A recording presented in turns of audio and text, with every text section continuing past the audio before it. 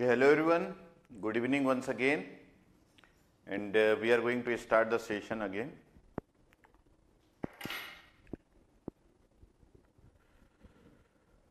फिर से हम चालू करते हैं एक नई एनर्जी के साथ और कंटिन्यूटी इक्वेशन को कवर करते हैं. बेसिक कंसेप्ट ज़रूरी था. अगर आपको बेसिक कंसेप्ट नहीं आइडिया होगा तो कंटिन्यूटी इक्वेशन जो है वो आपको समझ में नहीं आएगा. So come back everyone, Harish, Rajibul, Shubham and Shreyansh, Nibharanjan, okay, Perrine Kumar, anyone else? Harshit, Nishant, Tanmay.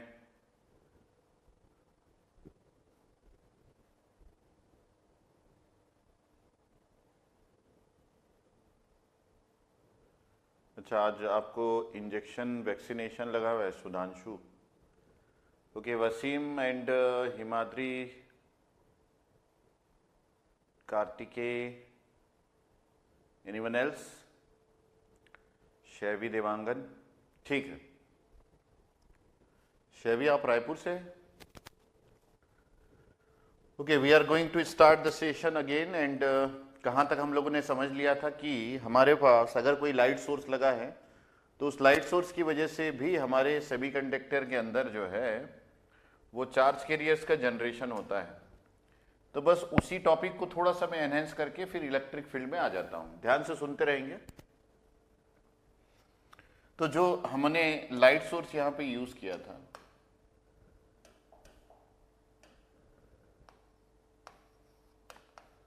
Light source use किया था, वो हम दो प्रकार से उसको यूज किए हैं.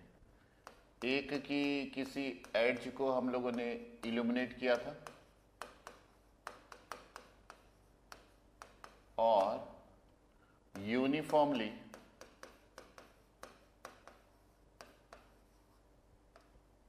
पूरे सेमीकंडक्टर को यूनिफॉर्मली हम लोगों ने इल्यूमिनेट किया था.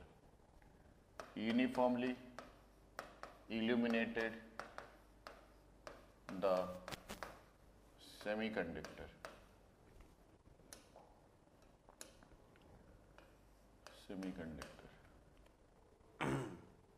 ठीक है. तो ये दोनों के अकॉर्डिंग हम यहाँ पे थोड़ा सा डायग्राम बना लेते हैं कि ये मेरे पास दो सेमीकंडक्टर्स हैं और इस सेमीकंडक्टर में मैं किसी एड्ज में लाइट डाल रहा हूं. ये मैंने लाइट सोर्स लगाया और ये किसी एड्ज पे है और ये जो मैंने लाइट सोर्स लगाया ये यूनिफॉर्मली किस सेमीकंडक्टर के पूरे डिवाइस में यूनिफॉर्म है.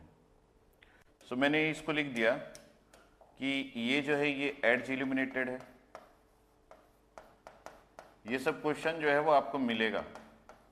ये एड्ज इल्यूमिनेटेड है, गेट के क्वेश्चन से, और ये जो है ये यूनिफॉर्मली इल्यूमिनेटेड है.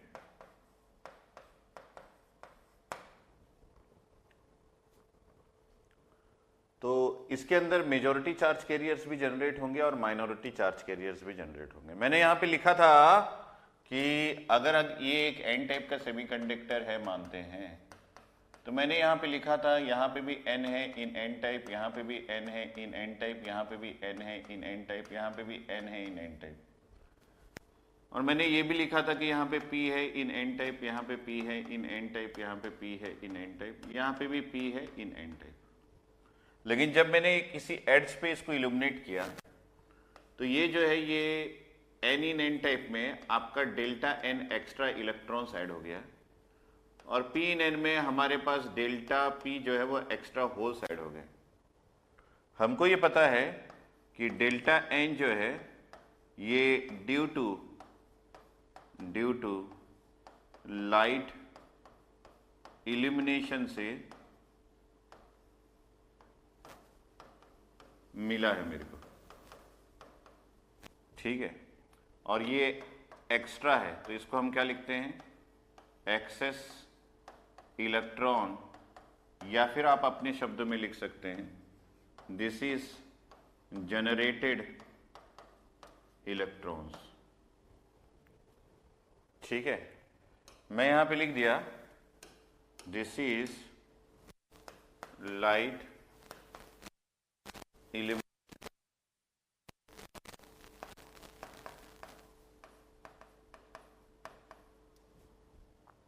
ठीक है, सिमिलरली यहां पे हमारे पास एक और है डेट इज डेल्टा पी। ये भी हमें को ड्यू टू लाइट मिला है, लाइट इल्यूमिनेशन ये हमको मिला है। बात को समझते रहना, अगला टॉपिक इसी पे एकदम डीप में जाएगा। और ये हमारे पास एक्सेस इलेक्ट्रॉन्स ये जो है ये जनरेट हो गए, not electrons, this is hole, sorry this is holes. Excess electrons और एक्सेस होल्स। लेकिन हमको ये पता है क्योंकि यहाँ जनरेशन हुआ है, तो एज वी नो कि हमारे पास यहाँ पे डेल्टा एन जो है वो डेल्टा पी के बराबर होगा।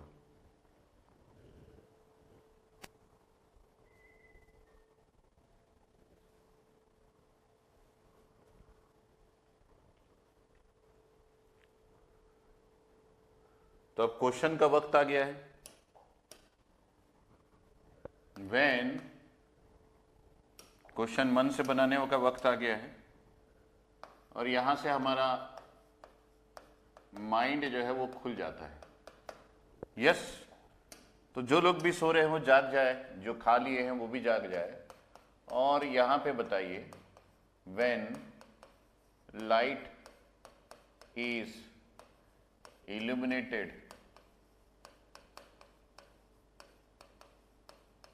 at an edge of a semiconductor.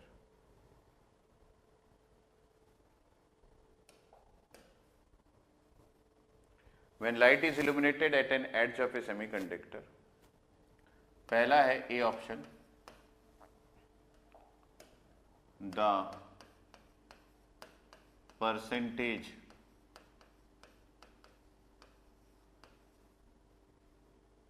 increment in majority is greater than percentage increment in minority।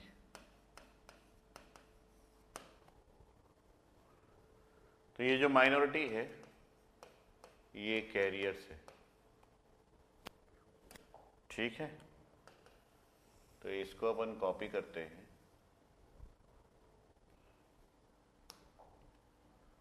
और यहाँ पे पेस्ट कर दिया। तो ये हो गया आपका ऑप्शन बी, जिसमें बोला जा रहा है कि परसेंटेज इंक्रीमेंट इन मेजॉरिटी। तो इसको कर लेते हैं हम, मेजॉरिटी को minority,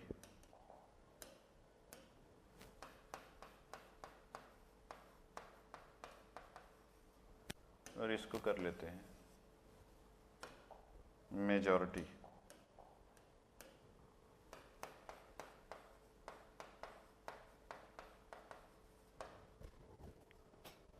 C option,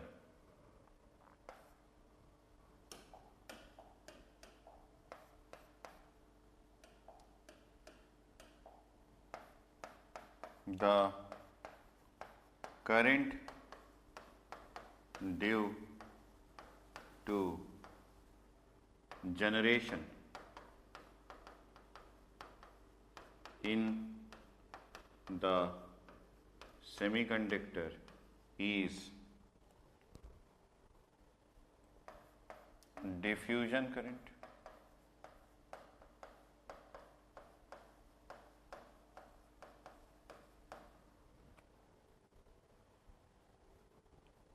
And D.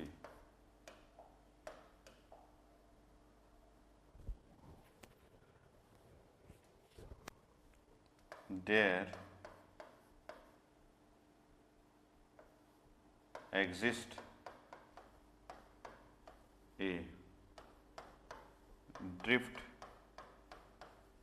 current within the semiconductor.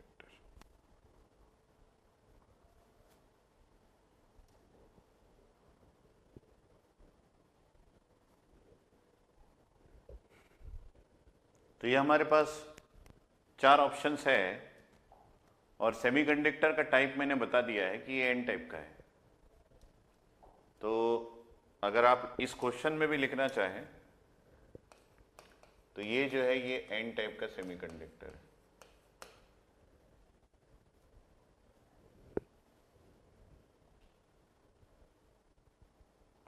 When light source is illuminated at one edge of the semiconductor, जब लाइट सोर्स को इल्यूमिनेट किया गया है किसी एक एड्ज में सेमीकंडक्टर के, तो यहाँ पे ऑप्शंस मेरे को दिख रहे हैं। कोई सी डी बोल रहा है, कोई कार्तिकेय दिव्यांश ए बोल रहा है और मोहित कुमार सिसोदिया ए सी डी बोल रहे हैं, ए सी and D.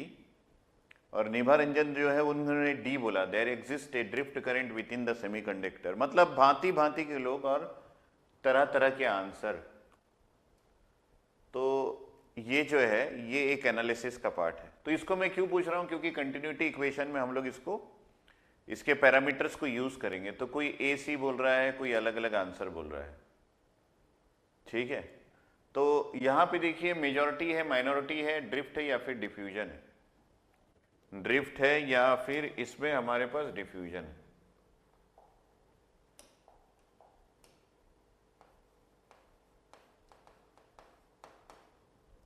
So the current is due to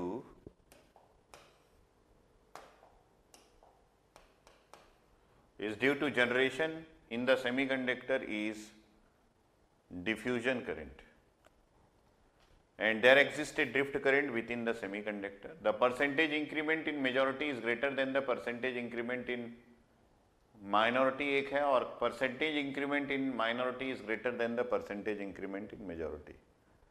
तो यहाँ पे कुछ लोगों को ए लग रहा है, कुछ लोगों को बी लग रहा है, कुछ लोगों को सी लग रहा है, भांति भांति के आंसर है।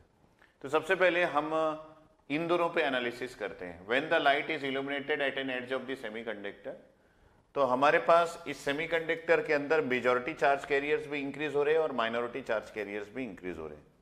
दोनों प्रकार के चार्ज कैरियर्स का इंक्रीमेंट हो रहा है और ये जो है ये प्रोसेस ऑफ जनरेशन कहलाता है।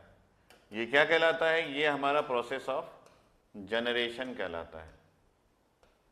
सर यहां जनरेशन हो रहा है तो रिकॉम्बिनेशन भी होगा? यस, रिकॉम्बिनेशन भी होगा। तो मैं इसमें सबसे पहले इन दोनों पॉइंट्स को एनालिसिस करता हूं, फिर थोड़ा डेप्थ में जाऊंगा। तो सबसे पहले हमको ये देखना है कि किसका परसेंटेज ज्यादा बढ़ रहा है। मेजॉरिटी का ज्यादा बढ़ रहा है कि माइनॉरिटी? किसको लगता है कि मेजॉरिटी, तो मेजॉरिटी लिखेंगे। किसको लगता है माइनॉरिटी की माइनॉरिटी लिखेंगे। किसको लगता है मेजॉरिटी तो मेजॉरिटी लिखेंगे, किसको लगता है माइनॉरिटी तो माइनॉरिटी लिखेंगे। फिर हम इसमें इक्वेशन लगाएंगे, फाइंड आउट करेंगे और पूरा जो है वो एनालिसिस कर डालेंगे एंड तक, ठीक है। तो मैंने यहां से एक लाइन खींचा और किसी को माइनॉरिटी लग रहा है, किसी को मेजॉरिटी लग रहा है। तो हम देखते हैं, मेरे पास एक बहुत बड़ा बकेट है मान लो, और मैंने एक एनालॉजी में दे देता हूं, उसके बाद आप डिसाइड करना, ठीक है। मेरे पास मान लीजिए ऐसा एक बकेट है, ठीक है, और मैंने इस बकेट को पानी से भर दिया, पानी पानी कर दिया पूरा। तो मैंने इस बकेट को पानी से भर दिया इस तरीके से, और मैंने इस बकेट में एक ड्रॉप और पानी का ऐड किया लाइक दिस। और ये जो ड्रॉप ऑफ पानी है, ड्रॉप ऑफ वाटर है, ये इसमें ऐड हो गया, तो मेरे को ना पता ही नहीं चला, क्योंकि ये पूरा पानी से भरा हुआ था। वो ड्रॉप कहाँ गया, कैसे गया, मेरे को कुछ पता नहीं चलेगा। तो ये जो वाटर है, ये मान लीजिए मेरे लिए मेजॉरिटी है। एक एनालॉजी दे लेता हूं, फिर मैं मैथ्स लगाऊंगा। ये मेरे लिए वाटर जो है, यहां पे वाटर इज मेजॉरिटी। ये जो वाटर है ये मेरे लिए मेजॉरिटी है, मेजॉरिटी है। और ये जो है ये भी मेरे लिए मेजॉरिटी है, ये भी मेजॉरिटी है। और ये एक्स्ट्रा है, मतलब ये एक्सेस है। और ये जो है ये इनिशियली अवेलेबल था, ये जो है ये मेरे पास इनिशियल ये अवेलेबल था। सब कुछ समझ लेना, इंटरेस्टिंग है। ये पहले से अवेलेबल था और ये मैंने एक्स्ट्रा इसमें ऐड किया। तो जब मैं इसमें एक्स्ट्रा एक ड्रॉप ऑफ वाटर ऐड करूंगा तो I can not find out कि ये वाटर ड्रॉप के एडिशन से मेरे इस वाटर के लेवल में क्या चेंजेस आए हैं। I can not find out. ये उसी प्रकार का है कि समुद्र में हम लोगों ने एक बूंद पानी डाल दिया, देयर इज नो मीनिंग। लेकिन अगर मैं यहां पे इस पानी के बदले मैं कोई कलर यूज कर लूं, कि इस वाटर ड्रॉपलेट के बदले सर मैं यहां पे एक कलर ऐड कर देता हूं, मान लीजिए गुलाल का कोई रंग डाल दिया, लाल वाला, ये ऐसा, ये एक नया चीज है जिसको मैंने इसमें ऐड कर दिया, मान लीजिए ये एक नया ड्रॉप है। तो डेफिनेटली सर ये ड्रॉप ऑफ जो आपने गुलाल का रंग डाला है, ये आपके इस वाटर में जब ऐड होगा तो ये पूरे वाटर को ही रेड कर देगा। डेट मीन्स ये आपके वाटर के कंटेंट को बदलने के लिए काफी है। तो अब ये जो गुलाल मैंने डाला है ये मेजॉरिटी नहीं है, ये इस वाटर के कंटेंट जो यहाँ पे मेजॉरिटी पहले से अवेलेबल था उसके लिए ये माइनॉरिटी है, उसके लिए ये माइनॉरिटी है। Now this majority is not there. तो मैं आपको ये समझाना चाह रहा हूं, जब किसी मेजॉरिटी जहां पे कोई चीज सबसे ज्यादा है, आप उसमें थोड़ा सा कुछ और उसी कंटेंट को ऐड कर देंगे तो उसमें कोई भी चेंजेस आपको ना विजिबल होगा ना परसेंटेज इंक्रीमेंट में दिखेगा। लेकिन आप अगर ऐसा करते हैं कि वहां पे कोई और दूसरी चीज एक स्मॉल क्वांटिटी में भी ऐड कर देते हैं तो डेफिनेटली वो आपके जो कंटेंट है उसको चेंज करने के लिए काफी है। तो अब हम ये देख रहे हैं कि ये जो है ये एक एनालॉजी था। अब मैं परसेंटेज इंक्रीमेंट की बात कर रहा हूं। मान लीजिए मेरे पास n की वैल्यू और p की value in n type, n जो है वो मेरे पास 100 था और माइनॉरिटी चार्ज कैरियर्स मेरे पास 10 था। ये पर यूनिट वॉल्यूम में मेजर है। जब मैंने इसमें लाइट सोर्स को ऐड किया तो डेल्टा n की वैल्यू ये हो गई, मेरे पास 10 ऐड हो गया। और क्योंकि सेम अमाउंट में मेरे पास डेल्टा p आएंगे तो डेल्टा p की वैल्यू भी मेरे पास 10 हो गई, ये भी 10 हो गई, ये भी 10 हो गई, दोनों की वैल्यू 10 हो गई। तो डेफिनेटली इस पर्टिकुलर सेमीकंडक्टर में मैं अगर परसेंटेज इंक्रीमेंट निकालना चाहूं, percentage increment in electron concentration निकालना चाहूं, जो इसके अंदर जो है वो मेजॉरिटी है, तो उसके लिए मैं फार्मूला क्या लगाऊंगा? आप सर फार्मूला लगाएंगे this is n plus delta n, जो आपको ज्यादा मिला है, माइनस जो आपके पास पहले से था इनिशियल वैल्यू, डिवाइडेड बाय आप यहां पे n कर देंगे और into 100%। This is the change in the electrons concentration in percentage. तो अगर मैं इसकी वैल्यू को पुटअप करूं तो ये मेरे पास 100 पहले था प्लस 10 और बढ़ गया, ये एक्सेस कंसंट्रेशन को ऐड करने के बाद, माइनस जो इनिशियल वैल्यू था मेरे पास 100 डिवाइडेड बाय जो इनिशियल वैल्यू था 100। तो ये कितना हो जाएगा? ये मेरे पास 110 minus 100 that is 10 divided by 100 into 100%। तो ये कितना हो जाएगा? This is equal to 10%। तो इंक्रीमेंट हम लोग कैसे निकालते हैं? इसका फॉर्मूला होता है final value minus initial value into 100% divided by initial value. तो आपका इंक्रीमेंट इन इलेक्ट्रॉन का परसेंटेज कितना आया? 10%। सिमिलरली मैं अगर होल्स के लिए बात करूं तो आपको यहां पे दिखा था कि मैंने लिखा था, देखिए पीछे देख लीजिए एक बार, ये होल्स जो है वो 10 ही थे और एडिशन करने के बाद और 10 आए। तो मैं यहां पे परसेंटेज इंक्रीमेंट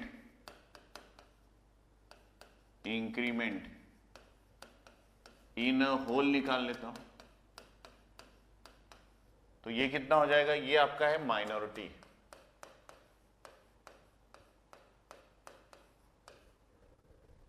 और अगर इस माइनॉरिटी को मैं निकालना चाहूं तो कैसे निकाल सकता हूं? This is final value minus initial into 100% divided by ये हो गया इनिशियल वैल्यू। सीखते रहो बढ़िया से और आपकी जो है काफी सारा थॉट प्रोसेस इंक्रीज हो जाएगा। जो दिखता है वो होता नहीं है एडीसी में। सर मेरे को जो दिख रहा है वैसा तो नहीं हो पा रहा है। हाँ यही खास बात है। तो फाइनल वैल्यू मेरे पास इनिशियल 10 था और 10 ऐड हो गया। कई लोगों को ये बात समझ में नहीं आएगा और इसमें मैंने 10 और ऐड कर दिया इंटू 100% डिवाइडेड बाय ये इनिशियल 10 था। तो ये हो गया आपके पास 20 minus 10 it is equal to 10 divided by 10 into 100% that is equal to 100%। तो आप इन दोनों को कंपेयर करो कि आपके पास मेजॉरिटी में इंक्रीमेंट मात्र 10% हुआ है और माइनॉरिटी में इंक्रीमेंट 100% हुआ है। माइनॉरिटी में इंक्रीमेंट जो है वो 100% हुआ है। तो इस बात को हमेशा याद रखना कि जब भी हम लाइट सोर्स से इल्यूमिनेट करते हैं किसी भी डिवाइस को किसी एक एड्ज पे, तो उसके अंदर जो चार्ज कैरियर्स बढ़ता है वो मेजॉरिटी माइनॉरिटी दोनों सेम कंटेंट पे बढ़ता है, लेकिन जो परसेंटेज इंक्रीमेंट है वो माइनॉरिटी का ज्यादा होता है मेजॉरिटी के कंपैरिजन में। माइनॉरिटी का ज्यादा होता है मेजॉरिटी के कंपैरिजन में। अगर दोनों का अमाउंट सेम, यहां पे मैंने लिखा भी है delta N delta P, so delta N is equal to delta P है। तो यहां पे परसेंटेज इंक्रीमेंट जो है वो मेजॉरिटी का और माइनॉरिटी का दोनों इंक्रीमेंट हुआ है, लेकिन माइनॉरिटी का परसेंटेज इंक्रीमेंट जो है वो मेजॉरिटी के परसेंटेज इंक्रीमेंट से ज्यादा है। इसका मतलब है the percentage increment in majority is greater then the percentage increment in minority, that is wrong, ये रॉन्ग है। और the percentage increment in minority is greater then the percentage increment in majority, ये सही है। तो जितने भी लोग ए आंसर कर रहे थे वो अपने आप को थोड़ा सा इस परिस्थिति में ढालो, क्योंकि हमको ये लगता है कि मेजॉरिटी ज्यादा बढ़ गया है, लेकिन बढ़ता जो है वो माइनॉरिटी है। ठीक है, this is the first part. अब जब परसेंटेज इंक्रीमेंट का सब कुछ पता चल गया है तो एक वर्ड होता है that is known as low level injection. एक वर्ड होता है that is known as low level injection. इसको हम डेप्थ में देखेंगे और अभी के लिए मैं आपको ये बता देता हूं, लो लेवल इंजेक्शन।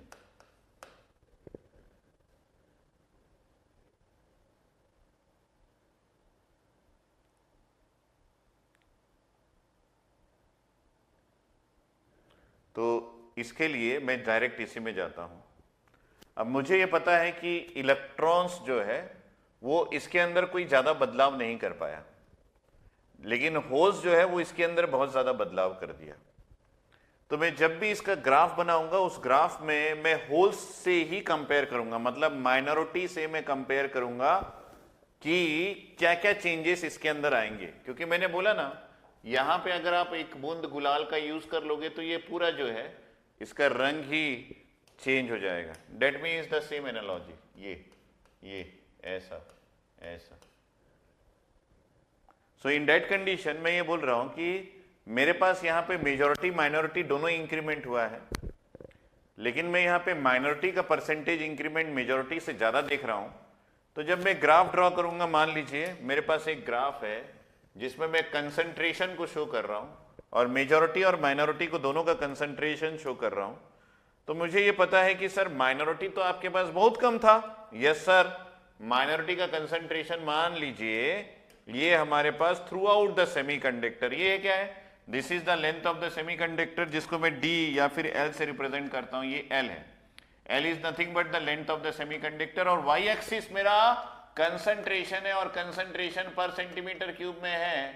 तो यहां पे मैं मेजॉरिटी को भी दिखाऊंगा एन इन एन, और यहां पे मैं पी इन एन को भी दिखाऊंगा, मेजॉरिटी एन इन एन और पी इन एन दोनों को शो करूंगा। तो मैं यहां पे ऑब्लिक में शो कर देता हूं। मेरे को ये पता है कि माइनॉरिटी का कंसंट्रेशन बहुत कम है और थ्रू आउट द सेमीकंडक्टर ये सेम है। मेजॉरिटी का कंसंट्रेशन इससे बहुत ज्यादा है और through out the semiconductor initially ये भी सेम था। तो मैं मेजॉरिटी को यहाँ पे ग्रीन कलर से बना दिया। तो ये क्या है, ये throughout the length of the semiconductor before the illumination of the light. ये जो था ये हमारे पास P in N type semiconductor था, और ये हमारे पास N in N type semiconductor था। तो यहां से यहां तक ये कंसंट्रेशन किसका शो कर रहा है, ये पी इन एन का कंसंट्रेशन शो कर रहा है, और यहां से लेके यहां तक ये किसका कंसंट्रेशन शो कर रहा है, this is N in N का कंसंट्रेशन। अब देखिए इसका परसेंटेज इंक्रीमेंट भी हुआ, इसका परसेंटेज इंक्रीमेंट भी हुआ, लेकिन जो परसेंटेज इंक्रीमेंट हुआ ये इसका 100% हुआ। मतलब क्या है, ये जितना था उससे ये डबल हो गया। तो ये जो है, ये होल्स का इलेक्ट्रॉन्स का कंसंट्रेशन यहां तक था, ये डबल हो गया। तो ये इलेक्ट्रॉन्स का कंसंट्रेशन मान लीजिए ये थोड़ा सा और ऊपर आएगा, this electron holes concentration will reach at this value. So what is this? This is nothing but the value of P in N plus delta P in N type semiconductor. P लिख सकते हैं, लेकिन इसमें मात्र 10% का increment हुआ। तो इसका कंसंट्रेशन यहां तक था and there is very less increment in this. तो ये जो है ये यहां तक पहुंच गया और ये थोड़ी ही दूर पहुंचा, क्योंकि डिस्टेंस के अकॉर्डिंग ये चेंज हुआ। So definitely I will say कि ये ज्यादा दूर तक नहीं गया। मतलब जिस एड्ज में आपने इल्यूमिनेट किया ये लेंथ को शो कर रहा है ना, तो यहां पे इसका लेंथ क्या है, दिस इज 0 लेंथ। तो इस डायग्राम में भी हम शो करते हैं, बड़े ध्यान से सुनिएगा क्योंकि ये गेट के क्वेश्चन है। इस लेंथ को हम लोग 0 लिख ले और यहां पे L लिख ले, L सेंटीमीटर। सो जो भी इंक्रीमेंट हुआ वो इसी एड्ज पे हुआ, जो भी इंक्रीमेंट हुआ वो इसी एड्ज पे हुआ। तो मैंने यहां पे बोल दिया कि हमारा यहां पे ये जो है this particular position represent the N in N type semiconductor plus delta N. There is very less increment. There is very less increment. ठीक है, I think you are knowing this one. तो अब जो है ये इलेक्ट्रॉन्स का concentration बढ़ा, यहां पे होल्स का कंसंट्रेशन बढ़ा।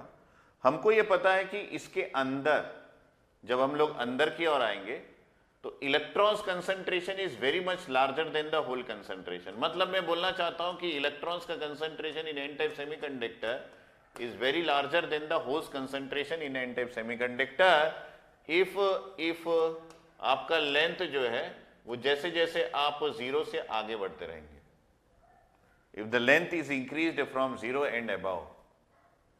तो इन दैट कंडीशन ये जो कंसंट्रेशन आपका होल्स का बढ़ा है, इसमें एक प्रोसेस चालू होगा, that process is nothing but recombination. ये एक प्रोसेस चालू होगा, that is nothing but recombination. ये क्यों हो रहा है? ये इसलिए हो रहा है क्योंकि आपने यहां से होल्स को एंट्री तो दे दिया, लेकिन इलेक्ट्रॉन्स की संख्या ज्यादा होने की वजह से ये होल्स जो है ये रिकंबाइन होने लगे, वेरी फास्टली रिकंबाइन होने लगे। लेकिन ये इलेक्ट्रॉन्स के रिकॉम्बिनेशन में उतना ज्यादा चेंजेस नहीं आया क्योंकि इलेक्ट्रॉन्स का परसेंटेज इंक्रीमेंट बहुत कम था, और आपको ये पता है कि अंदर के इलेक्ट्रॉन्स जो है वो बहुत ज्यादा नहीं, ये अंदर ये कंपैरेटिवली दोनों सेम है।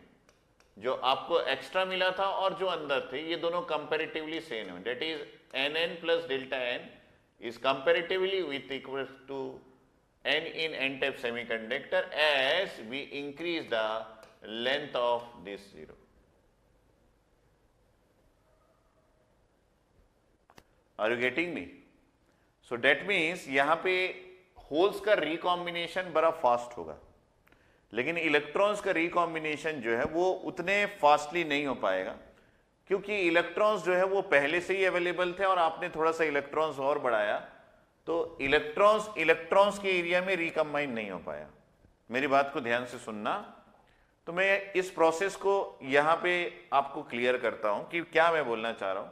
होल्स भी इंक्रीमेंट हुए, इलेक्ट्रॉन्स भी इंक्रीमेंट हुए, होल्स का कंसंट्रेशन इलेक्ट्रॉन्स के कंसंट्रेशन से परसेंटेज में ज्यादा बढ़ा, और अंदर जब और हमारे पास इलेक्ट्रॉन्स का कंसंट्रेशन बहुत ज्यादा था तो ये होल्स जो है वो इलेक्ट्रॉन से रिकम्बाइन होने लगे। तो पहला ये क्वेश्चन, सर ये जो होल्स इलेक्ट्रॉन से रिकम्बाइन हो रहे हैं तो इन होल्स को अंदर आने कौन दिया? ये होल्स अंदर क्यों आए? What is the reason this holes are coming inside? तो ये जो होल्स है इलेक्ट्रॉन्स को भूल जाते हैं अभी के लिए, ये होल्स अंदर की और क्यों आए? तो इसका एक ही आंसर है, क्योंकि आपने एक सिरे पे होल्स का कंसंट्रेशन बढ़ा दिया था और दूसरे सिरे पे होल्स का कंसंट्रेशन कम था।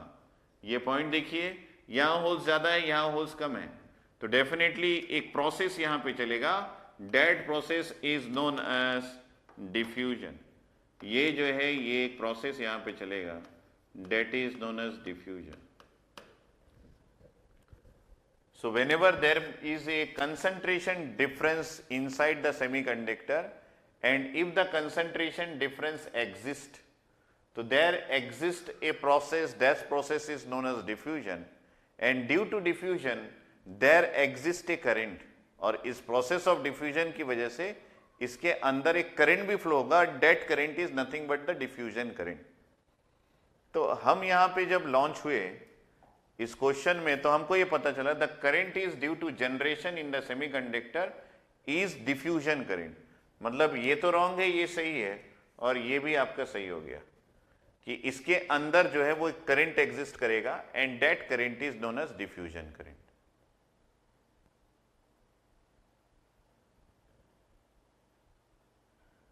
ठीक है, अब वापस वहां पे जाते हैं, सारे पॉइंट्स को आप बढ़ाते रहिए और ये आपका काफी सारा गेट का क्वेश्चंस बना देगा। तो मैं यहां पे बोला रिकॉम्बिनेशन होगा, लेकिन यहां पे इसके साथ साथ आपको एक करंट भी मिलेगा, that is nothing but diffusion current. एक करंट भी मिलेगा, that is known as diffusion current. अब मैं ये सोच रहा हूं कि ये जो लाइट सोर्स लगा हुआ है, ये लाइट सोर्स कंटिन्यूसली ऑन है कि इस लाइट सोर्स को आपने ऑफ भी किया? तो अगर ये लाइट सोर्स कंटिन्यूसली ऑन है, ध्यान से समझना, अगर ये लाइट सोर्स कंटिन्यूसली ऑन है तो इस डिवाइस के अंदर कंटिन्यूसली जनरेशन प्रोसेस चलता रहेगा। अगर इस डिवाइस के अंदर कंटिन्यूसली जनरेशन प्रोसेस चलता रहेगा तो ये जो जनरेशन प्रोसेस है ये एक पर्टिकुलर टाइम के बाद स्टेडी स्टेट कंडीशन में आ जाएगा।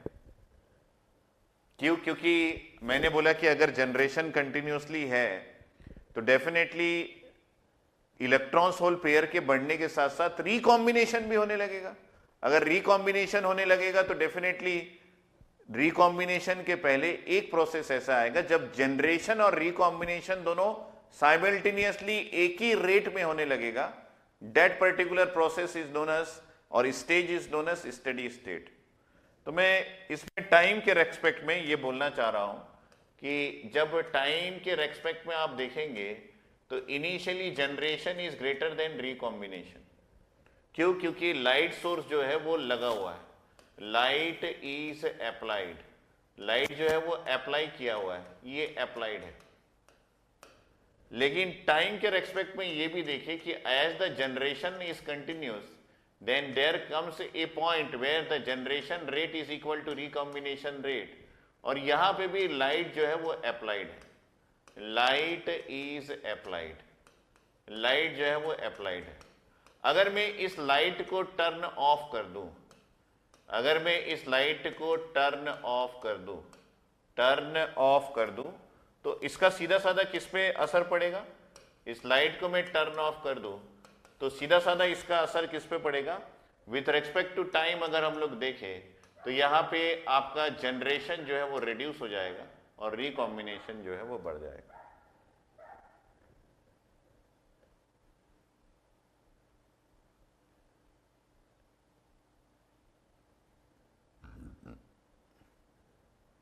How many of you are getting my word? तो जिस समय मैं लाइट सोर्स को ऑफ करूंगा, जब तक मेरा लाइट सोर्स ऑन है मेरे डिवाइस में डिफ्यूजन जो है वो होता रहेगा, क्योंकि लाइट सोर्स से ऑन होने से मेरा कंसंट्रेशन पी इन एन जो है वो continuously P N plus delta P continuous रहेगा। तो अगर ये बढ़ता चले जाएगा तो यहाँ पे डिफ्यूजन भी कंटिन्यूसली होता रहेगा, क्योंकि एक साइड का कंसंट्रेशन बढ़ा हुआ रहेगा और दूसरे साइड का कंसंट्रेशन कम हुआ रहेगा और यहाँ पे जनरेशन कंटिन्यूसली चल रहा है। लेकिन अगर मैं इसमें लाइट सोर्स को ऑफ कर दूं, लाइट सोर्स को ऑफ कर दूं, जहां पे मैंने लिखा था टर्न ऑफ कर देता हूं, तो इसका मतलब है जनरेशन रुक जाएगा, मतलब एक सिरे में जो इलेक्ट्रॉन्स होल पेयर आ रहे हैं वो आने बंद हो जाएंगे। अगर आने बंद हो जाएंगे तो डेफिनेटली इसमें जो डिफ्यूजन प्रोसेस चल रहा है ये डिफ्यूजन भी स्टॉप हो जाएगा।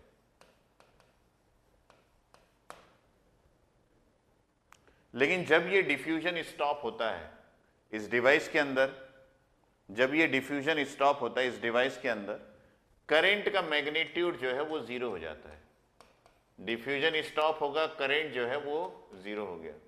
लेकिन आपको ये पता है कि एक नॉन यूनिफॉर्मली डोप्ड सेमीकंडक्टर में डिफ्यूजन स्टॉप करंट की वैल्यू जीरो होना, इसका मतलब है करंट जो है वो आई ड्रिफ्ट प्लस आई डिफ्यूजन दोनों का एडिशन होता है।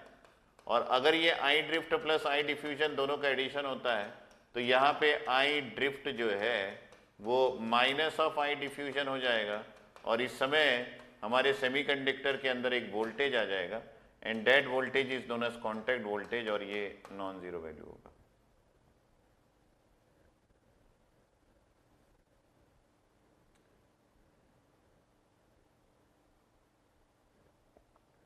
तो ये जो पॉइंट है जहां पे चार्ज कैरियर्स की वैल्यू इतनी बढ़ गई है कि जनरेशन और रिकॉम्बिनेशन एक साथ हो रहा है, तो मैं इस पॉइंट को क्या बोल देता हूं, this is nothing but steady state condition. ये जो है ये स्टेडी स्टेट कंडीशन है। This is a steady state condition.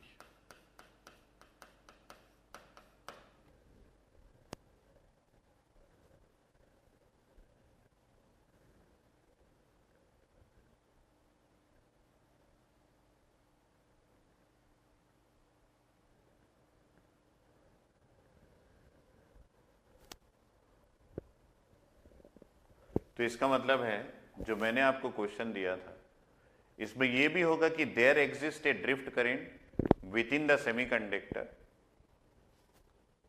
क्योंकि आप अगर बोल रहे हैं कि इसमें एक वोल्टेज जनरेट हो जाएगा तो इसका मतलब है कि डिफ्यूजन जहां पे है वहां पे ड्रिफ्ट भी है। और मैंने यहां पे कोई भी एक्सटर्नल वोल्टेज नहीं लगाया, मैंने यहां पे कोई भी एक्सटर्नल वोल्टेज नहीं लगाया है। तो अगर मैंने एक्सटर्नल वोल्टेज नहीं लगाया है उस कंडीशन में मैं ये बोल सकता हूं कि there exist a drift current और यही ड्रिफ्ट करेंट रेस्पॉन्सिबल होगा आपके करंट की वैल्यू को जीरो करने के लिए। सो आज मैंने जो ये सब चीज बताया ये कल से भी जुड़ा हुआ है। तो जो आपको लगता है एक्चुअली वैसा हो रहा नहीं है। आपको लगा कि मेजॉरिटी चार्ज कैरियर्स बढ़ेगा, लेकिन नहीं। मैंने आपको यहाँ पे एक एग्जाम्पल लेके भी बताया कि मेजॉरिटी चार्ज कैरियर्स के इंक्रीमेंट से ज्यादा माइनॉरिटी होगा। यस, मैंने यहाँ पे 3 पॉइंट क्रिएट करके आपको ये भी बताया कि आपका करंट जो है वो जनरेशन हो रहा है, देन द सेमीकंडक्टर जो है वो डिफ्यूजन करंट इसको फ्लो होगा। लेकिन जब सेमीकंडक्टर में डिफ्यूजन स्टॉप होगा तो उसका रीजन यही है कि उसके अंदर एक ड्रिफ्ट करंट भी होगा, डेट मीन्स इंटरनली एक वोल्टेज जनरेट हो जाएगा और वो वोल्टेज जो है वो आपके करंट। तो ये हमको दिखाने की जरूरत नहीं है क्योंकि इसको मैंने कल आपको पूरा एक्सरसाइज पूरा जितना भी कराया वो सब में दिखाया। तो मैं इन सब बातों से क्या बोलना चाह रहा हूं, इन सब बातों से मैं ये बोलना चाह रहा हूं कि आपका चार्ज कैरियर जो है वो टाइम का मोहताज है। आपका चार्ज कैरियर जो है वो डिपेंड करता है कि आप उसको किस टाइम पे स्टडी कर रहे हैं। दूसरा, इन सब बातों से मैं एक चीज और बताना चाह रहा हूं कि आपका charge carrier with respect to length भी चेंज हो रहा है।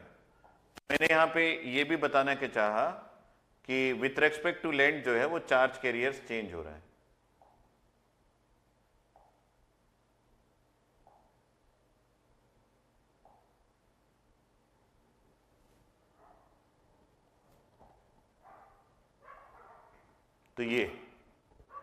तो आप देख सकते हैं कि ये यहां से यहां तक इसका लेंथ है, लेकिन इस जगह पे चार्ज कैरियर्स ज़्यादा है, और जैसे जैसे ये आगे बढ़ रहा है ये चार्ज कैरियर्स कम हो रहा है। तो अगर मैं यहाँ पे एक ग्राफ बना दूं जिसके थ्रू आप इसको समझ सकें, तो ये मैंने एक माइनॉरिटी का ग्राफ बनाने का सोचा, और ये आपका डिस्टेंस है d, ये सेंटीमीटर में है, और यहाँ पे आपका माइनॉरिटी चार्ज कैरियर से P है जो कि पर सेंटीमीटर क्यूब में है। तो मैं यहाँ पे बोल रहा हूँ minority charge carriers at length 0 ज़्यादा है, लेकिन जैसे जैसे ये आगे बढ़ रहा है इसका माइनॉरिटी कंसंट्रेशन धीरे धीरे कम हो रहा है। तो ये जो है आपका माइनॉरिटी कैरियर जो है वो x का फंक्शन है, या फिर हम बोले कि यहाँ पे चार्ज कैरियर्स जो है, ये चार्ज कैरियर्स किस रेस्पेक्ट में हो रहा है वो हम लोग देखेंगे। चार्ज कैरियर्स जो है वो डिस्टेंस का फंक्शन है। चार्ज कैरियर्स कितने अवेलेबल है ये आपके लेंथ का फंक्शन है, और चार्ज कैरियर्स कितने अवेलेबल है ये टाइम का भी फंक्शन है, जो कि हम लोगों ने वहां पे स्टडी स्टेट में देखा है। तो ये टाइम का भी फंक्शन है और ये लेंथ का भी फंक्शन है। So there are two things. ये देखिए, ये टाइम का भी फंक्शन है, कितने चार्ज कैरियर्स किस समय अवेलेबल है ये टाइम के रेस्पेक्ट में चेंज हो रहा है। जहां पे जनरेशन रिकॉम्बिनेशन से ज्यादा है वहां चार्ज कैरियर ज्यादा अवेलेबल है, जहां जनरेशन और रिकॉम्बिनेशन बराबर है वहां चार्ज कैरियर कांस्टेंट हो गया, जहां पे जनरेशन रिकॉम्बिनेशन से कम है वहां चार्ज कैरियर जो है वो धीरे धीरे रिड्यूस हो जा रहा है।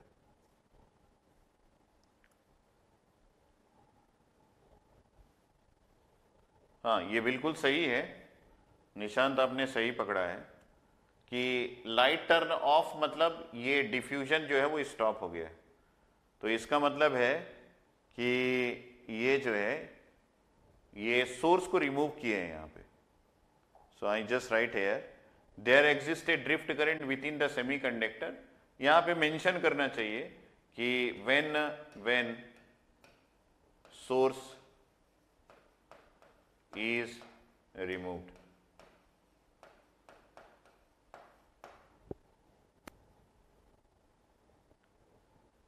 क्योंकि मैंने लाइट सोर्स को ऑफ किया है।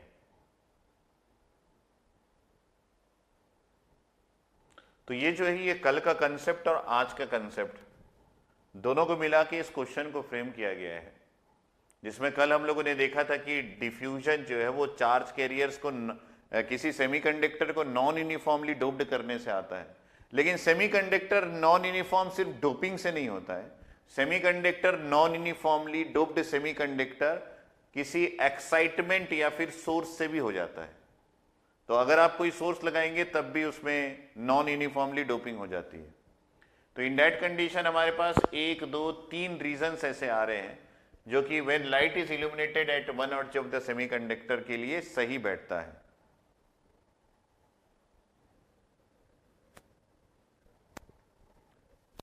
ठीक है, सो यहां पे बिल्कुल मेंशन मैंने कर दिया है,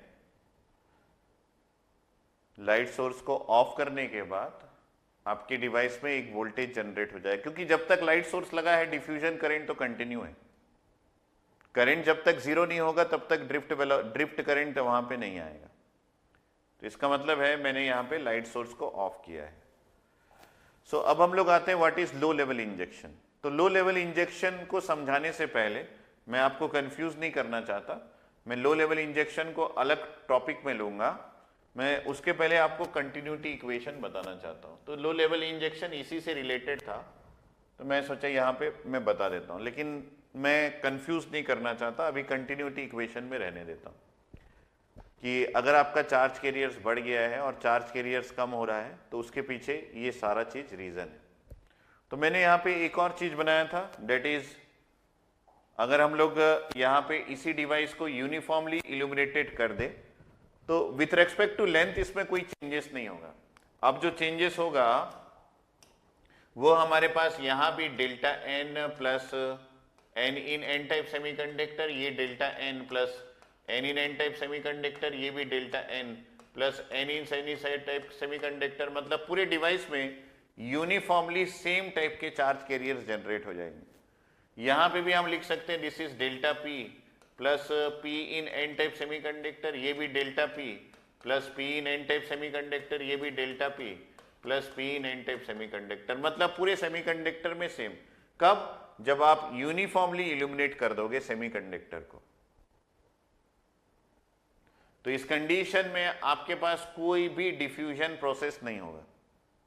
इस कंडीशन में आपके पास कोई भी डिफ्यूजन प्रोसेस नहीं होगा जैसे यहां पे हो रहा है, क्योंकि यहां का चार्ज कैरियर्स ज्यादा है, यहां का चार्ज कैरियर्स कम है।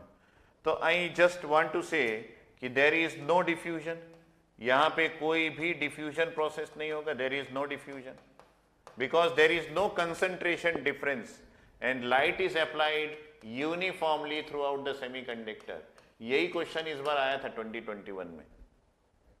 Light is illuminated throughout the semiconductor uniformly, there is no diffusion, इसके अंदर कोई भी डिफ्यूजन नहीं होगा। देयर इज नो मतलब कोई डिफ्यूजन नहीं। लेकिन क्या टाइम के रेस्पेक्ट में ये सारे कंडीशन जो मैंने अभी अभी बताया वो होगा? यस होगा। अगर आप लाइट को कंटिन्यूसली लगा के रखे हुए हैं तो आपका जनरेशन जो है वो रिकॉम्बिनेशन से ज्यादा होगा अगर लाइट ऑन है तो।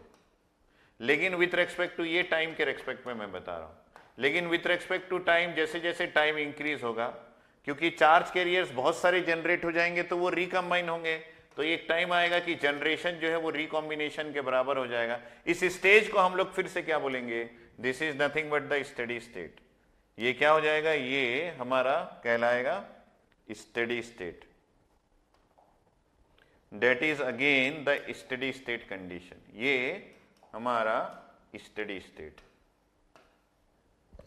लेकिन एक समय ऐसा भी आएगा जब आप टाइम के रेस्पेक्ट में इस लाइट को ऑफ कर देंगे।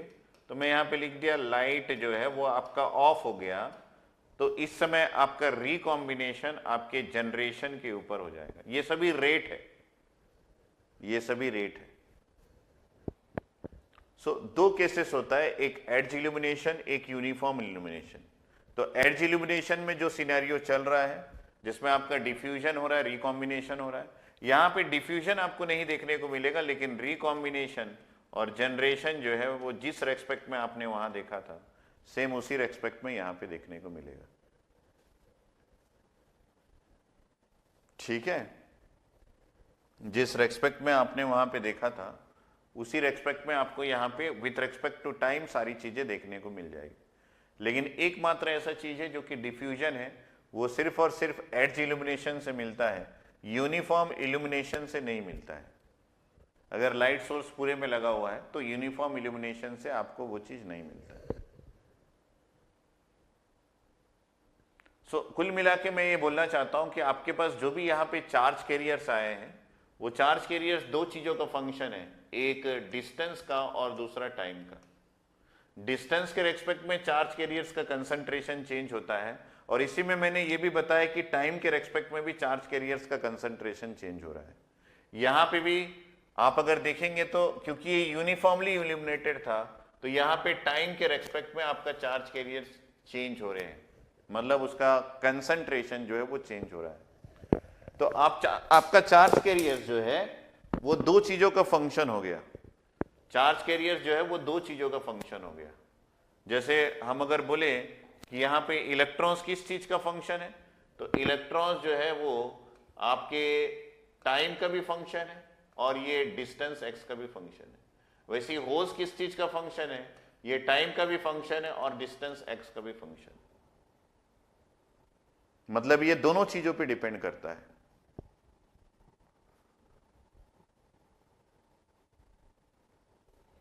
ये दोनों चीजों पे डिपेंड करता है। चार्ज कैरियर्स कहां पे कितना है इस पे भी डिपेंड करता है, और चार्ज कैरियर्स किस टाइम पे कितना है ये चार्ज कैरियर्स इस पे भी डिपेंड करता है। तो अगर चार्ज कैरियर्स इन दोनों फंक्शन पे डिपेंड करता है तो मैं ये बोलूंगा कि हमारा करंट का वैल्यू जो डिसाइड होता है वो Q into N divided by time से डिसाइड होता है। This is the equation of current. या फिर आप अगर ड्रिफ्ट करंट या फिर डिफ्यूजन करंट लिखे तो ड्रिफ्ट करंट का ये कैसा होता है, this is N Q mu N into electric field, और क्या होता है electric field into a cross sectional area. यहां पे जो आपने एन लिखा है ये दो चीजों का फंक्शन है, एक टाइम और एक डिस्टेंस का। तो आपका करंट किसका फंक्शन हो जाएगा सर, करंट भी टाइम और डिस्टेंस दोनों का फंक्शन हो जाएगा। मतलब इस सेमीकंडक्टर में अलग अलग टाइम में अलग अलग करंट का वैल्यू आ सकता है और अलग अलग डिस्टेंस में अलग अलग करंट की वैल्यू आ सकती है। How many of you got this point कि आपका करंट जो है वो भी टाइम और डिस्टेंस का फंक्शन हो गया और कंसंट्रेशन भी टाइम और डिस्टेंस का फंक्शन हो गया। This is very depth analysis. I think जो मेरे प्रीवियस क्लास अटेंड किया है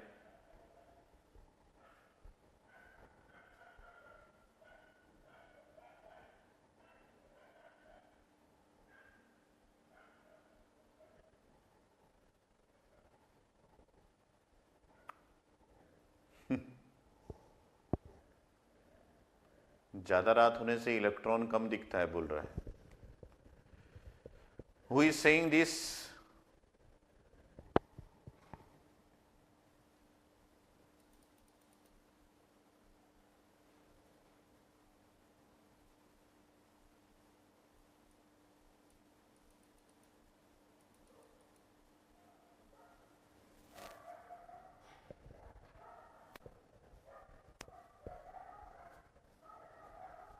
हाँ, एक पेट डॉग है मेरे घर, वही भौंकता रहता है।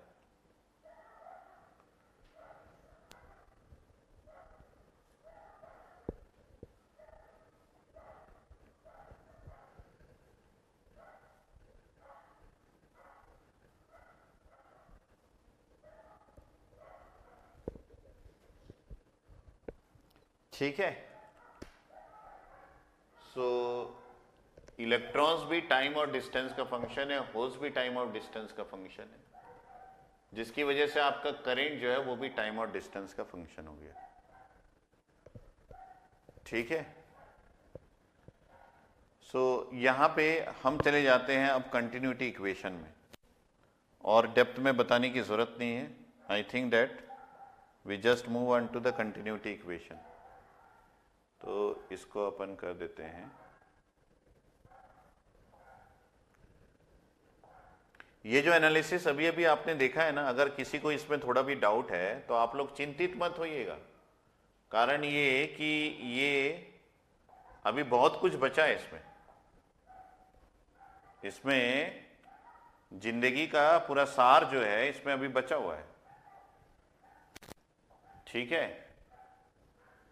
सो आप इसका टेंशन मत लीजिएगा कि सर ये दोबारा होगा कि नहीं होगा।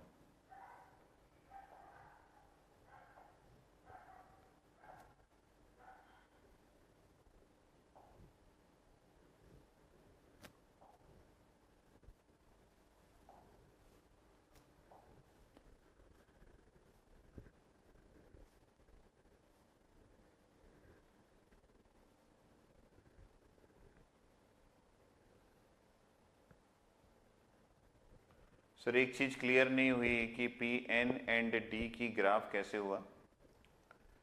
ग्राफ हम लोग ना करेंगे, जब मैं बोल रहा हूं ना अभी आपको कंफ्यूज नहीं कर रहा हूं। लो लेवल इंजेक्शन एक अलग टॉपिक है जिसमें हम ना ग्राफ ड्रॉ करेंगे। तो मेरा एक टॉपिक बचा हुआ है जिसका आज मैं जिक्र किया था कि सेकेंड हाफ पढ़ाऊंगा, that is low level injection. तो अभी मैं इसमें घुसूंगा तो कुछ और डायरेक्शन में चले जाएंगे और ये बहुत लंबा टॉपिक है, तो इसको हम रिजर्व रख रहे हैं, इसको हम रिजर्व रखे हैं और इसको हम लोग कल करेंगे। तो ये जो ग्राफ अभी मैंने ड्रॉ किया है ये तो कुछ भी नहीं है, ये तो कुछ भी नहीं है। हम कल जो है बहुत ज्यादा ग्राफ ड्रॉ करेंगे इसी टॉपिक पे। ठीक है, बहुत सारा ग्राफ ड्रॉ करेंगे इसी टॉपिक पे। तो किसी का छूट गया है किसी का छूट गया है तो वो इस चीज को एक्सेप्ट कर ले कि सर यहाँ पे बहुत सारा और एनालिसिस कराएंगे। तो मेरा एनालिसिस कुछ हुआ ही नहीं, मैंने यहाँ पे कुछ कराया ही नहीं है, समझ लो। ये जो है ये बहुत डेप्थ में मैं कराता हूँ, तो अभी मैंने कुछ नहीं कराया, तो मैं बता भी नहीं रहा हूँ इसके बारे में। लेकिन इन सब को पढ़ने के बाद मैं एक जो कंक्लूजन में पहुंचा हूँ, उस कंक्लूजन को यहाँ पे जरूर लिखूंगा। सो कंक्लूजन क्या है? कंक्लूजन ये है कि मेरे पास जो करंट है, हमारा charge carriers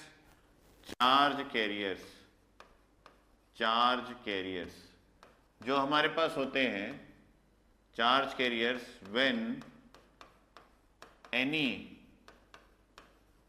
source is applied,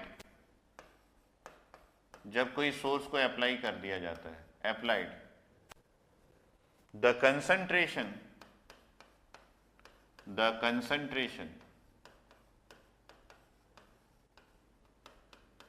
and the current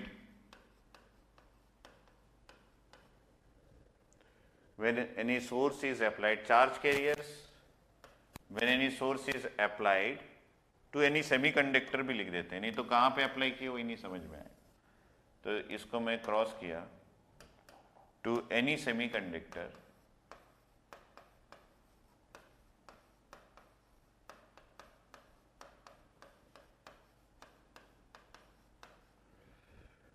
charge carriers when any source is applied to any semiconductor is function of time and distance, and similarly, and which results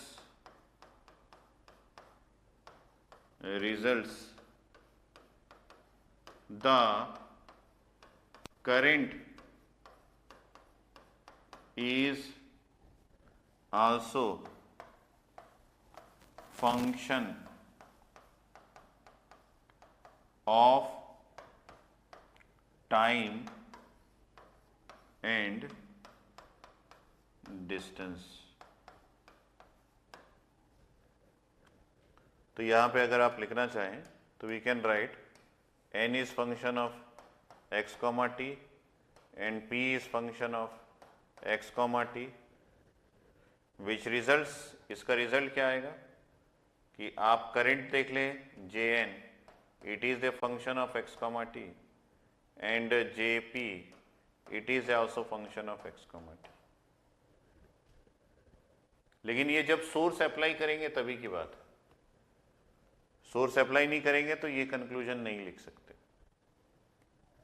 so when any source is applied, और वो source जो है वो किसी भी form में हो सकता है, ये या तो आपका लाइट सोर्स हो सकता है, या तो आपका टेम्परेचर भी हो सकता है, या तो ये आपका इलेक्ट्रिक फील्ड भी हो सकता है।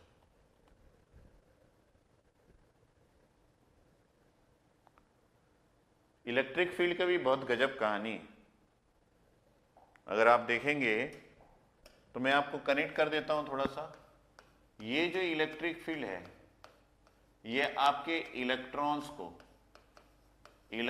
को ये एक डायरेक्शन देता है, ये आपको सबको पता है ना। और हमको ये पता है कि फोर्स इज इक्वल टू ये -q इंटू इलेक्ट्रिक फील्ड होता है, तो मतलब ये इलेक्ट्रॉन्स को डायरेक्शन देता है। लेकिन यही इलेक्ट्रिक फील्ड जो है, ये इलेक्ट्रॉन्स को, ध्यान से समझ लेंगे, इलेक्ट्रॉन्स को जनरेट करने का भी ताकत रखता है, सिर्फ डायरेक्शन नहीं देता है, जनरेट भी कर देता है। जनरेट का मतलब ये वैलेंस बैंड से टू कंडक्शन बैंड इलेक्ट्रॉन्स को मूव भी करा देता है, ठीक है, टू कंडक्शन बैंड इलेक्ट्रॉन्स को मूव भी करा देता है। लेकिन उसके लिए आपको जो इलेक्ट्रिक फील्ड लगानी है उसकी एक क्वांटिटी होती है। जैसे मैंने यहाँ पे लाइट सोर्स की एक क्वांटिटी बताई ना, तो यहां पे भी जो एनर्जी आपको इलेक्ट्रिक फील्ड से मिलेगी that should be greater than equal to energy gap होनी चाहिए, तभी जाके ये इलेक्ट्रॉन्स को जनरेट कर पाता है।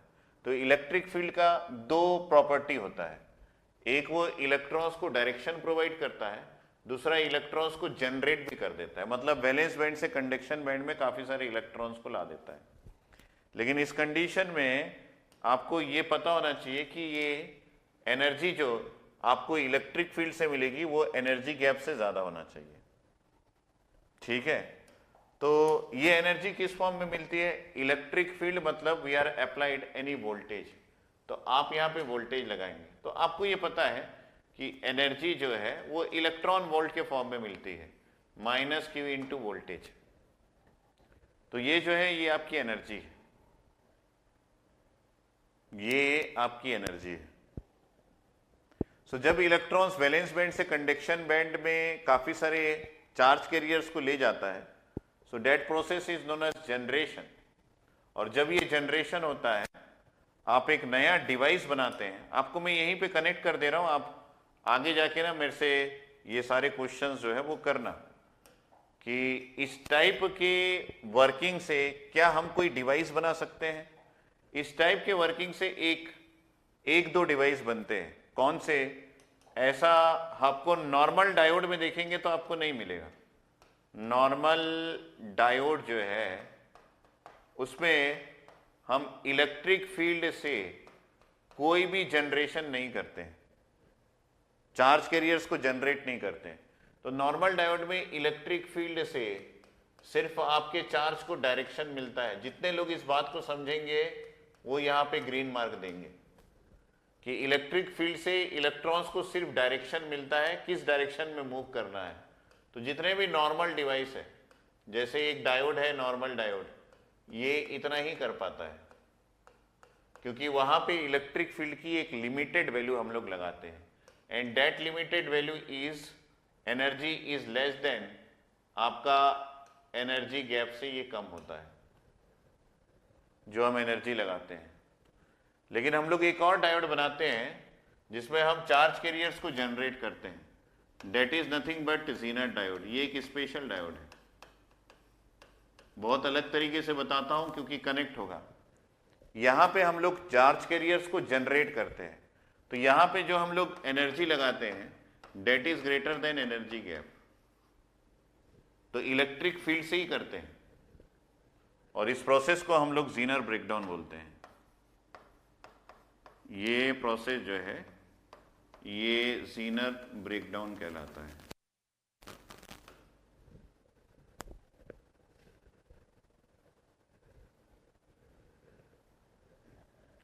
तो कई लोग इस बात को ना प्रॉपरली समझ नहीं पाते, जिसके कारण आगे जाके काफी सारे टेंशन्स होते हैं। तो कोई हमसे ये पूछे कि इलेक्ट्रिक फील्ड या फिर वोल्टेज से हम क्या करते हैं, तो शुरू में तो हम देखें कि इलेक्ट्रिक फील्ड से हम लोग डायरेक्शन प्रोवाइड करते हैं।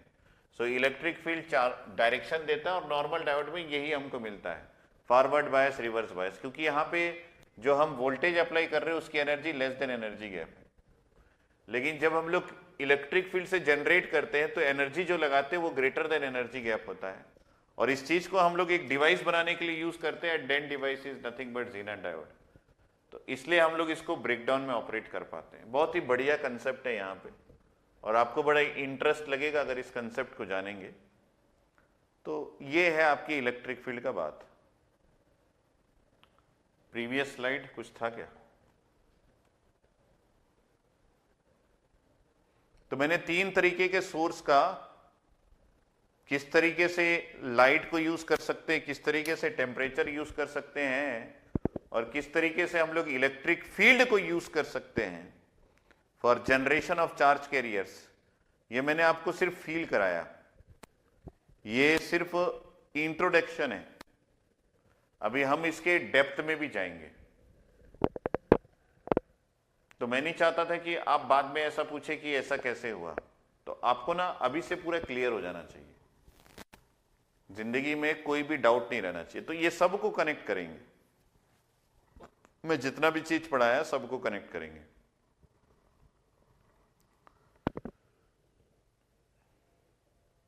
ईडीसी इज वेरी इंटरेस्टिंग, गजब की बात है इसमें। जितना आप समझोगे उतना ये डेप्थ में जाता है, और कंटेंट की कमी नहीं है मेरे पास। आप बोलोगे कि आप 1 साल तक पढ़ाओ तो 1 साल तक आपको नई नई बातें बताते रहूंगा, आपको हर दिन नया बात बता सकता हूं। ये सब बात कल किए थे नहीं किए थे, परसों किए थे नहीं किए थे, हम डिफ्यूजन की बात किए थे। आज हम लोग परसेंटेज इंक्रीमेंट, जनरेशन, रिकॉम्बिनेशन, तरह तरह की बातें कर रहे हैं। कई लोग ये भी सोच रहे हैं सर इतनी सारी बातें याद रहेगी क्या? सब याद रहेगा। हाँ, नॉर्मल डायोड जो है वो खराब हो जाता है। नॉर्मल डायोड में आप अगर एक्सेस इलेक्ट्रिक फील्ड लगा देंगे या वोल्टेज लगा देंगे, मतलब एनर्जी की value greater than energy gap से ज्यादा कर देंगे, तो ये जो है इस डिवाइस में, ये इसके लिए, इस डिवाइस में आप इलेक्ट्रिक फील्ड जो है वो ग्रेटर देन एनर्जी जो है वो ग्रेटर देन एनर्जी गैप लगाते हैं। तो अगर इसको अगर इधर लगा देंगे तो ये जो है ये डैमेज हो जाएगा, ये डैमेज हो जाता है, ये डैमेज हो जाएगा अगर यहाँ पे एनर्जी की value greater than energy gap लगा देंगे by using this electric field.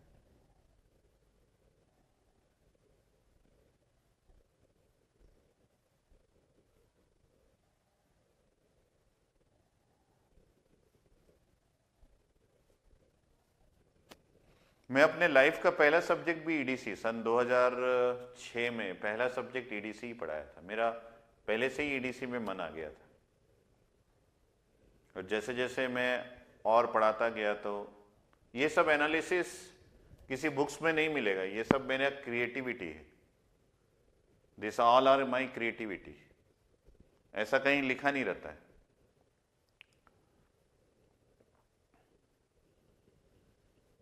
नहीं, ये इलेक्ट्रिक फील्ड वाला इतना ही नहीं है भाई, ये आएगा ना, जीनट ब्रेकडाउन आपको बताना है ना। एक और ब्रेकडाउन है जो कि एवलेंच ब्रेकडाउन है, एवलेंच भी है, ये भी इसी प्रोसेस से होता है। आपको ये दोनों ब्रेकडाउन पता ही नहीं होगा, मैं बता रहा हूं। This is very very very interesting. ये एवलेंच ब्रेकडाउन है, इसमें भी हम लोग एनर्जी बैंड डायग्राम बनाते हैं मस्त, ये भी इसी इसमें आता है। ठीक है, कोई भी चीज खत्म नहीं हुआ है, ये सिर्फ इंट्रोडक्शन है। एक नए दौर पे हम लोग घुसने वाले हैं, मतलब एक नया थ्योरी एनालाइज करने वाले। उसके पहले मैंने आपको सभी चीज का एक बोलते हैं फेस दिखा दिया, अब उसका बॉडी स्ट्रक्चर सब बचा है ना। तो मैंने आपको सिर्फ एक इंट्रोडक्शन दिखाया है कि आगे क्या होने वाला है, क्योंकि आपको लगा कि फर्मी लेवल हो गया है, और फर्मी लेवल के बाद सर बोले थे कि सब कुछ आपको क्लियर हो गया है और सर क्वेश्चन देने लगे, तो ऐसा नहीं है। अभी भी हमारे पास कंसेप्ट है, क्वेश्चन है, और क्वेश्चन हम लोग खुद भी क्रिएट कर सकते हैं, आंसर खुद क्रिएट कर सकते हैं। देखो मैंने यहाँ पे एक पॉइंट लिखा था कि यहाँ पे आपका वोल्टेज जनरेट हो जाएगा, तो आपने मुझे पकड़ के बताया ना कि सर वोल्टेज जनरेट हो जाएगा, वो ठीक है, लेकिन उसके लिए आपको सोर्स को हटाना पड़ेगा। जो मुझे खुशी हुई, आप जब बताए तो मुझे खुशी हुई। उस खुशी का कारण यह है कि आपको यह पता चल गया कि मैंने जनरेशन को स्टॉप किया था, और मैं ये सोच रहा था कि कोई ना कोई मुझे बताए। ठीक है, so this are all the things that has to be analysed later. ये सारी बातें हम आगे जाके पढ़ेंगे। तो अब आते हैं यहाँ पे एक इक्वेशन जिसका नाम है कंटिन्यूटी इक्वेशन। इसका नाम है क्या? Continuity equation. और इस कंटिन्यूटी इक्वेशन में आधे समाज को दिक्कत है, आधी दुनिया जो है वो कंटिन्यूटी इक्वेशन को समझना नहीं चाहती, और समझती है तो पूरी तरह नहीं समझ पाती। तो ये कंटिन्यूटी इक्वेशन ये बोलता है कि हम चार्ज कैरियर्स को ना तो जनरेट, ये कंजर्वेशन ऑफ चार्ज पे, ये कंटिन्यूटी इक्वेशन ये किस पे डिपेंड है? ये principle of conservation of charge है। तो ये क्या बोलता है, ये बोलता है चार्ज नाइदर बी क्रिएटेड, अलग से चालू होता है लेकिन आखिरी में वहीं जाके रुकता है, created nor be destroyed. Charge को ना आप क्रिएट कर सकते हो ना चार्ज को डिस्ट्रॉय कर सकते हो। इसका मतलब ये नहीं है कि चार्ज जनरेट नहीं होता है। क्रिएटिंग का मतलब है हम चार्ज को बना रहे हैं, जैसे इलेक्ट्रॉन्स को बना रहे हैं। हम इलेक्ट्रॉन्स को बनाते नहीं, इलेक्ट्रॉन्स पहले से अवेलेबल रहता है, बस हम उसको जनरेट करते हैं। तो क्रिएटिंग और जनरेटिंग अलग अलग है। और चार्ज को हम मारते भी नहीं और डिस्ट्रॉय नहीं होता है, वो रिकम्बाइन होता है।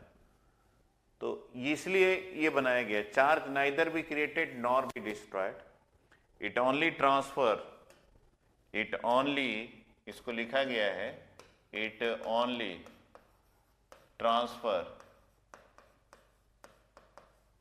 From one point two another, ये एक जगह से दूसरे जगह चला जाता है। जैसे ये कंडक्शन बैंड से वैलेंस बैंड चला जाता है, या फिर किसी एक डिस्टेंस से दूसरे डिस्टेंस चला जाता है। अभी डिफ्यूजन में देखें, ड्रिफ्ट में भी उसको एक डायरेक्शन मिलता है, कहीं और चला जाता है, मतलब वो एक जगह से दूसरे जगह जाता रहता है।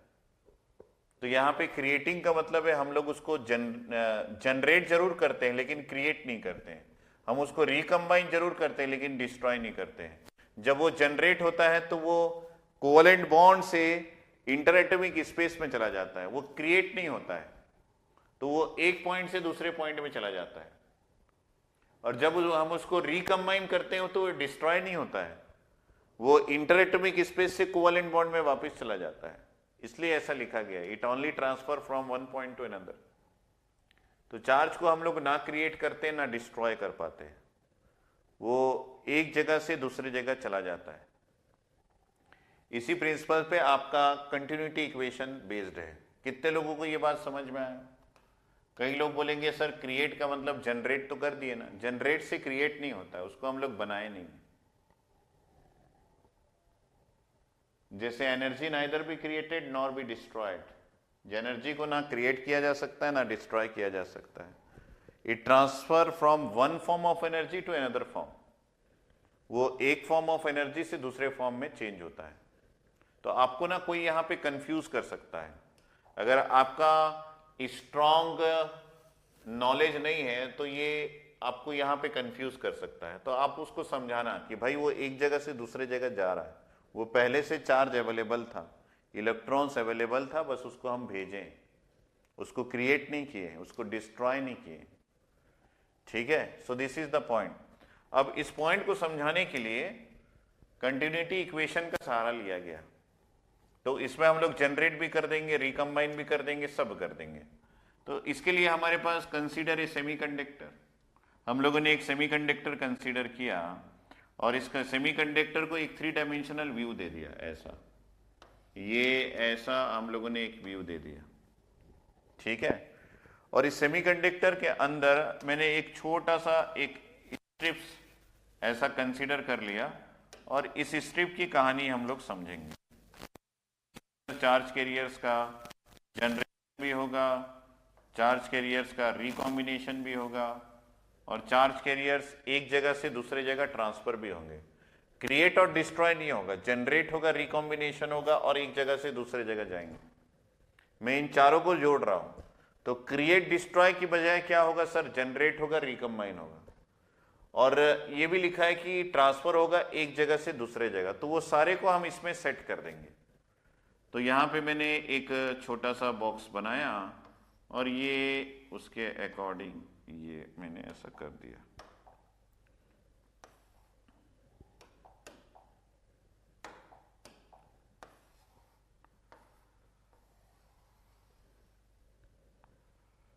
ठीक है, प्रॉपर दिख रहा है ना आप लोगों को?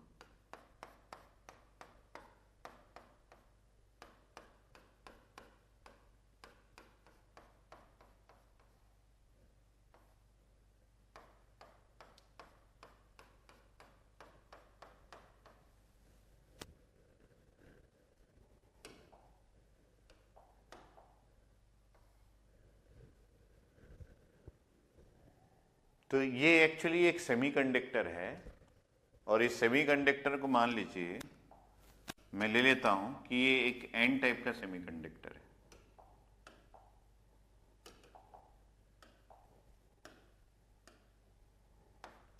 This is an N type semiconductor. ये एक एन टाइप का सेमीकंडक्टर है, ठीक है। इसमें ये जो है ये इसका क्रॉस सेक्शनल एरिया है। This is a cross sectional area, और यहां पे ये जो छोटा सा बॉक्स इसके अंदर दिख रहा है, ये x डिस्टेंस से चालू हुआ है और ये x plus D x small distance में खत्म हो गया है। तो ये एन टाइप के सेमीकंडक्टर को हम लोग थोड़ा नीचे ले आते हैं, और मैं ये बोल रहा हूं कि इन दोनों के बीच में जो डिफरेंस है यहां से लेके यहां तक, ये dx डिस्टेंस है ये दोनों के बीच में। तो x डिस्टेंस से चालू है, x प्लस डी एक्स में खत्म हो गया, ये small distance is small dx। ये हमारा पूरा सेमीकंडक्टर बनके तैयार हो गया। तो इस कंडीशन में मैं ये बोल रहा हूं कि मैंने यहां पे एक सोर्स लगा दिया। क्या लगा दिया? Just I have applied a source. यहां पे मैं एक सोर्स अप्लाई कर दिया, मतलब इस तरफ नेगेटिव लगा दिया, इस तरफ पॉजिटिव लगा दिया, और ये जो है एक वोल्टेज सोर्स मैंने यहां पे लगा दिया, नेगेटिव पॉजिटिव। तो अगर मैं इस सोर्स को इस सेमीकंडक्टर में लगाता हूं तो इस सेमीकंडक्टर में एक करंट यहां पे फ्लो होगा, ठीक है। वो किसकी वजह से फ्लो होगा? वो इलेक्ट्रॉन्स की वजह से फ्लो होगा, क्योंकि आपने जब ये वोल्टेज लगाया तो इसके अकॉर्डिंग इस सेमीकंडक्टर के अंदर एक इलेक्ट्रिक फील्ड आएगा, and the field direction would be like this. ये आपके इलेक्ट्रिक फील्ड का डायरेक्शन है, जो मैं अभी अभी बता रहा था आपको। This is the direction of electric field. समझ लेना सब कुछ यहां पे है ना, ज्यादा टाइम नहीं लूंगा, फटाक फटाक बताएंगे, और इसका डेप्थ एनालिसिस हम लोग लेटर में कर लेंगे बाद में। ये इलेक्ट्रिक फील्ड का डायरेक्शन है, तो डेफिनेटली इलेक्ट्रॉन्स इस डायरेक्शन में मूव कर रहा है।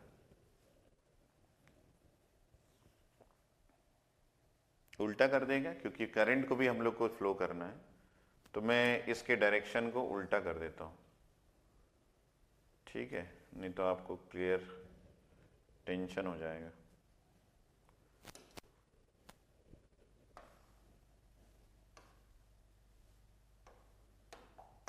Just wait for a second.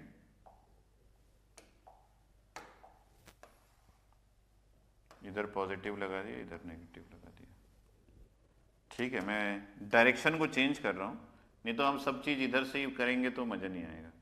This is the voltage, this is positive, this is negative, और ये जो इलेक्ट्रिक फील्ड है इसका डायरेक्शन भी मैं बदल दे रहा हूं। Now the electric field would have this direction, so this is the direction of electric field.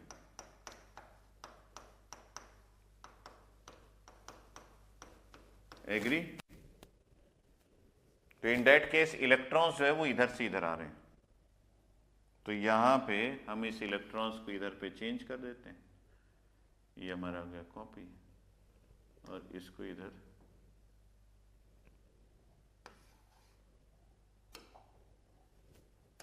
and now this electron would be like this, and now the electron is moving in this direction. ये electron इस direction में जा रहे हैं।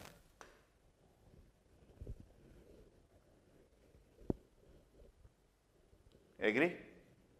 तो ये जो electrons इस डायरेक्शन में जा रहे हैं, मैं बोल रहा हूं इसकी वजह से इस सेमीकंडक्टर के अंदर एक करंट भी आ रहा है, और इस सेमीकंडक्टर के अंदर एक करंट डेंसिटी भी आ रहा है। और अभी अभी हम लोगों ने पढ़ा कि जो करंट आ रहा है और जो करंट डेंसिटी आ रहा है, ये फंक्शन है इलेक्ट्रॉन्स कितने अवेलेबल है उस पर, और इलेक्ट्रॉन्स जो है वो फंक्शन है आपके टाइम और डिस्टेंस दोनों का।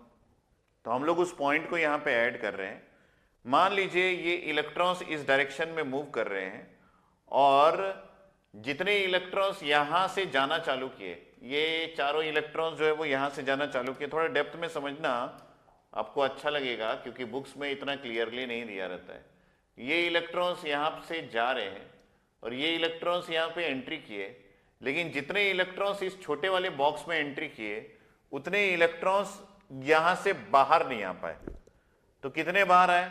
मान लीजिए 2 ही इलेक्ट्रॉन यहां से बाहर आ पाए ऐसे, और बाकी इलेक्ट्रॉन्स इसके अंदर ही रह गए।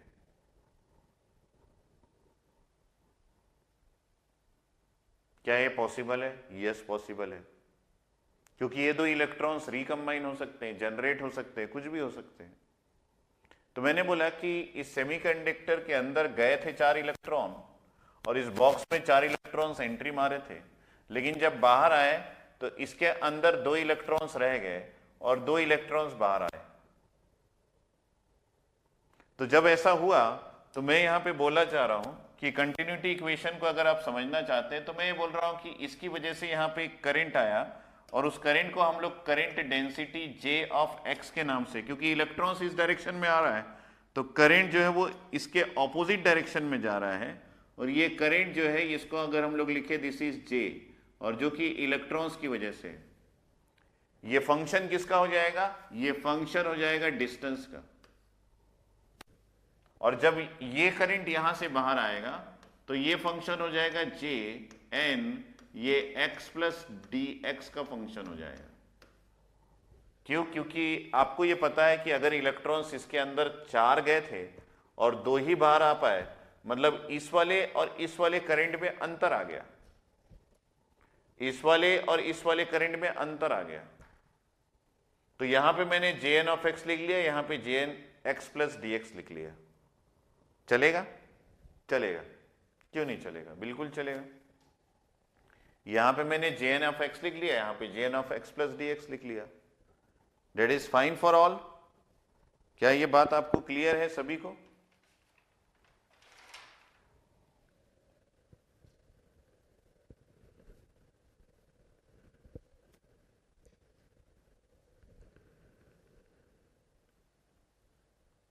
So there must be a difference between these two current.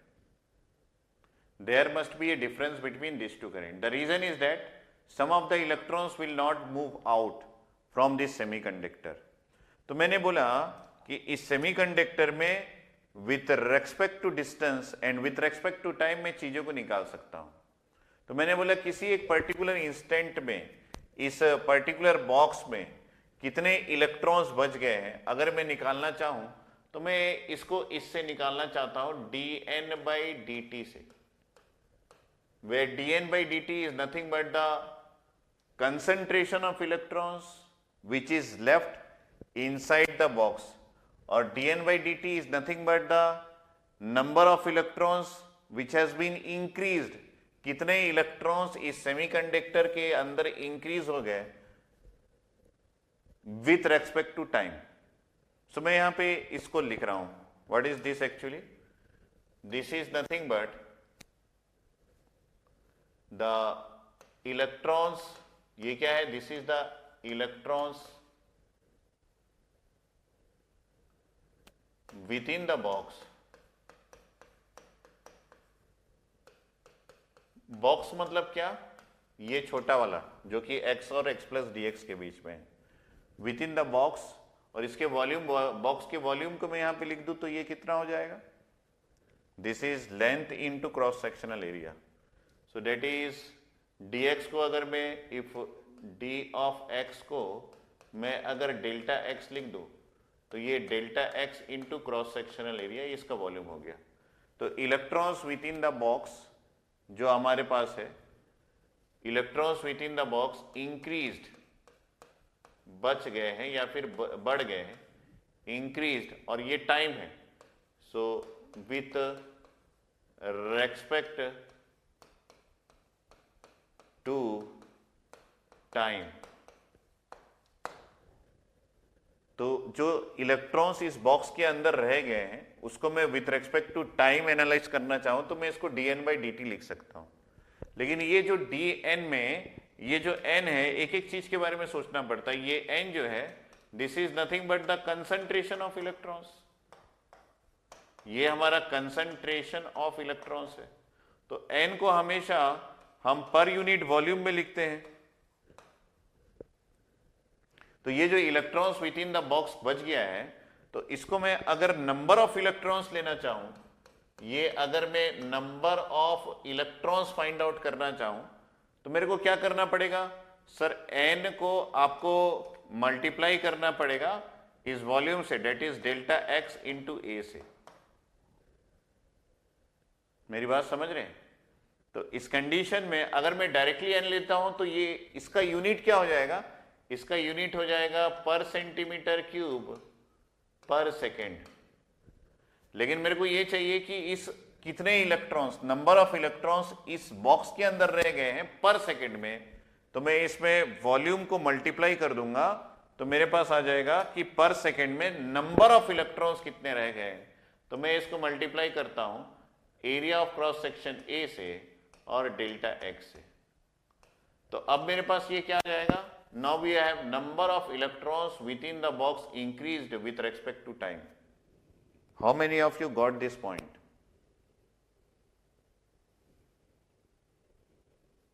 तो ये इक्वेशन है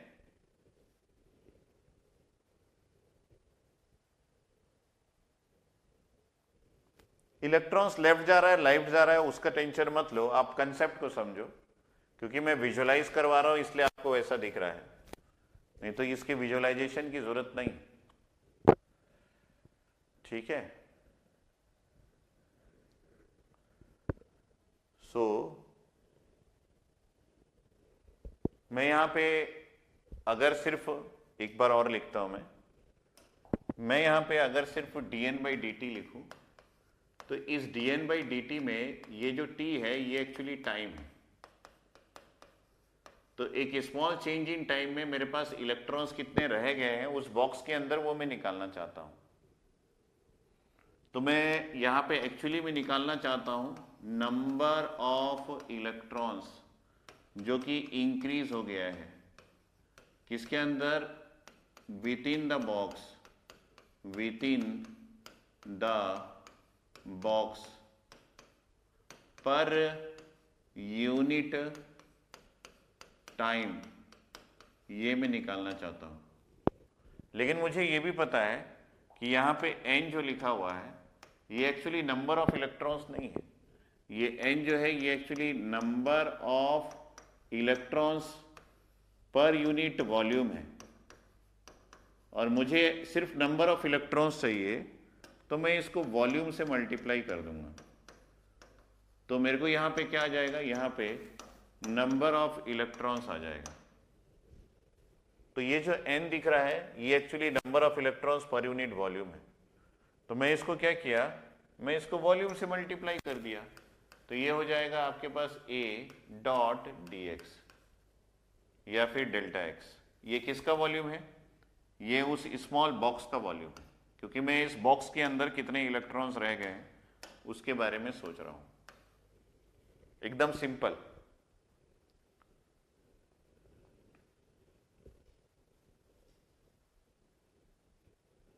जितना बचा हुआ है उतना निकालना है, चाहे वो लेफ्ट से राइट जाए चाहे राइट से लेफ्ट जाए, मेरे को उससे कुछ नहीं करना। मेरे को ये निकालना है कि राइट से लेफ्ट इलेक्ट्रॉन जाए या लेफ्ट से राइट इलेक्ट्रॉन जाए। मेरे को ये निकालना है, लेफ्ट राइट मत करो, सिर्फ ये देखना चाह रहा हूं कि कितने इलेक्ट्रॉन्स उसके अंदर रह गए। ये राइट से भी जाएंगे तो भी वही है, लेफ्ट से भी जाएंगे तो भी वही है। ठीक है, तो left right is not a point here, the point is कि आप कैसे निकालोगे कि उसके अंदर कितने इलेक्ट्रॉन्स रह गए। ठीक है, तो ये विथ रेस्पेक्ट टू टाइम, तो मैंने इस इक्वेशन को यूज करने का कोशिश किया। I think most of you got this point. सारे लोगों को थोड़ा थोड़ा क्लियर हो रहा होगा कि आप सब सही जा रहे हैं, है ना।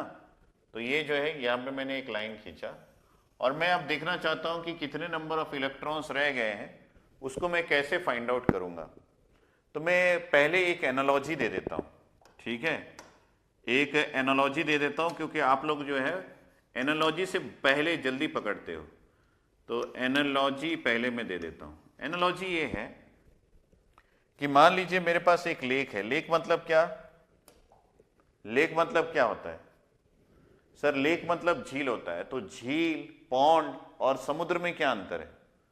ये तीनों में ये अंतर है कि झील में जो है वो एक ऐसा एरिया होता है, झील जो है वो एक ऐसा एरिया होता है जहां पानी जो है वो कुछ समय के लिए जमा हो जाता है ना। तालाब में पानी हमेशा रहता है, लेकिन झील में जो है, ये मान लीजिए एक झील है, चिल्का लेक उड़ीसा का, और इसमें पानी है, लेकिन ये पानी ना कहीं कहीं से आता है, इसका एक सोर्स रहता है, और ये पानी आगे भी कहीं कहीं चला जाता है।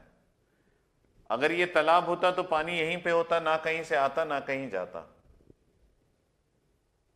अगर ये समुद्र होता तो सिर्फ पानी आता जाता नहीं, लेकिन मैंने बोला कि दिस इज ए लेक, तो इसके अंदर पानी आ रहा है, द वाटर कमिंग इन, कुछ समय के लिए इसके अंदर पानी रह जा रहा है, और वाटर जो है वो फिर से बाहर जा रहा है। Are you getting me? तो अगर ये जो है जहां पे ये पानी रह रहा है, जिसको मैं एक्चुअली लेक का नाम दे रहा हूं, इसको मैं उसी बॉक्स को ये तरह ले रहा हूं, ये जो है ये लेक, ये मेरा वही बॉक्स है जिसमें मैं इलेक्ट्रॉन्स के कंसंट्रेशन को फाइंड आउट कर रहा हूं, और ये जो है ये इलेक्ट्रॉन्स आ रहा है, मतलब ये इनफ्लो है, ये जो है ये इनफ्लो ऑफ वाटर है, कहीं कहीं से आ रहा है, कोई नदी से आ रहा है, कोई पहाड़ से आ रहा है कहीं, और ये जो है ये आउटफ्लो ऑफ वाटर है, आउटफ्लो ऑफ वाटर है। ध्यान से सुनना मेरी बात। तो अगर मैं ऐसा बोल दूं कि इनफ्लो का जो रेट है, मतलब जिस रेट से इनफ्लो हो रहा है, इज इक्वल टू आउटफ्लो का रेट, जिस रेट से आउटफ्लो हो रहा है, तो क्या इस लेक में कोई पानी बचेगा? Is there any water content there inside this lake? अगर इनफ्लो और आउटफ्लो बराबर हो रहा है तो किसी भी समय में यहां पे कोई भी इंक्रीमेंट अमाउंट ऑफ वाटर आपको नहीं दिखेगा, नो।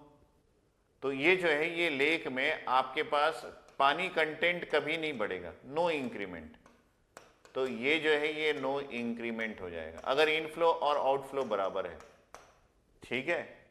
दूसरा मैं देता हूं कि अगर मैं ले लूं कि यहां पे इनफ्लो जो है वो ग्रेटर है, इनफ्लो का रेट जो है वो ग्रेटर है आउटफ्लो के रेट से, आउटफ्लो के रेट से, तो इस कंडीशन में आप बोलेंगे yes sir, with respect to time, किसी एक पर्टिकुलर टाइम में देखें तो लेक में वाटर का इंक्रीमेंट होगा, ये वाटर जो है ये इंक्रीज हो जाएगा अगर इनफ्लो आउटफ्लो से ज्यादा है।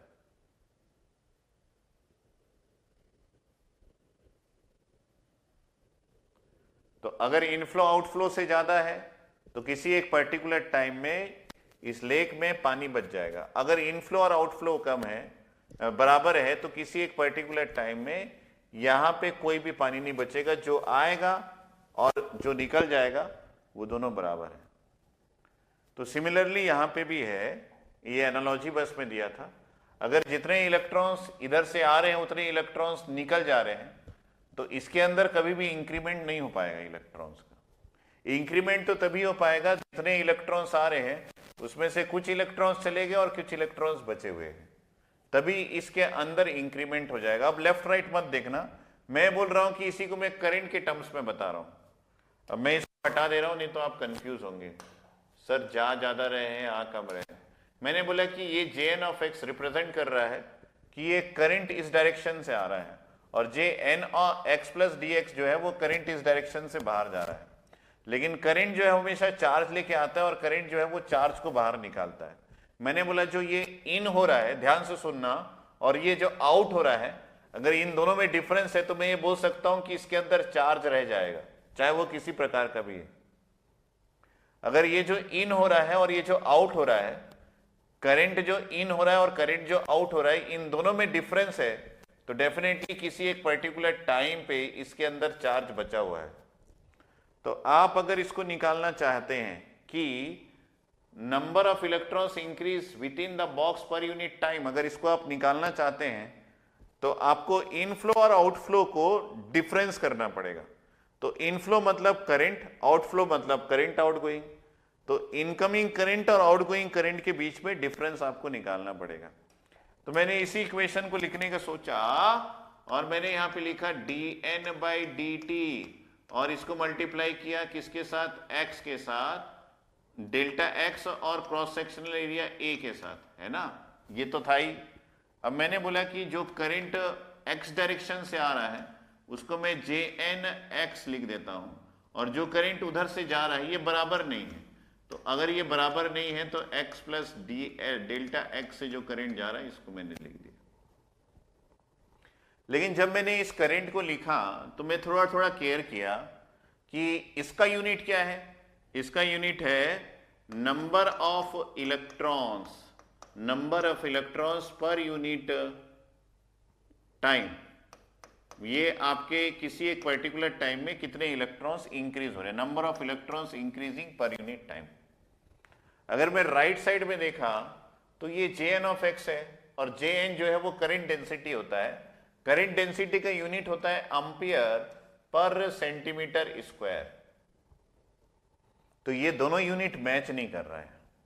लेकिन ये एम्पियर जो मैंने लिखा है इसका यूनिट क्या होता है, ये एम्पियर होता है, this is the number of electrons, ampere को मैं लिख रहा हूं, इनटू ये किससे मल्टीप्लाई होता है, चार्ज, और ये क्या होता है, ये पर यूनिट टाइम होता है। और इसको जब एरिया से मल्टीप्लाई कर दोगे तो आपको मिलता है यहां पे एक्चुअली में Jn(x).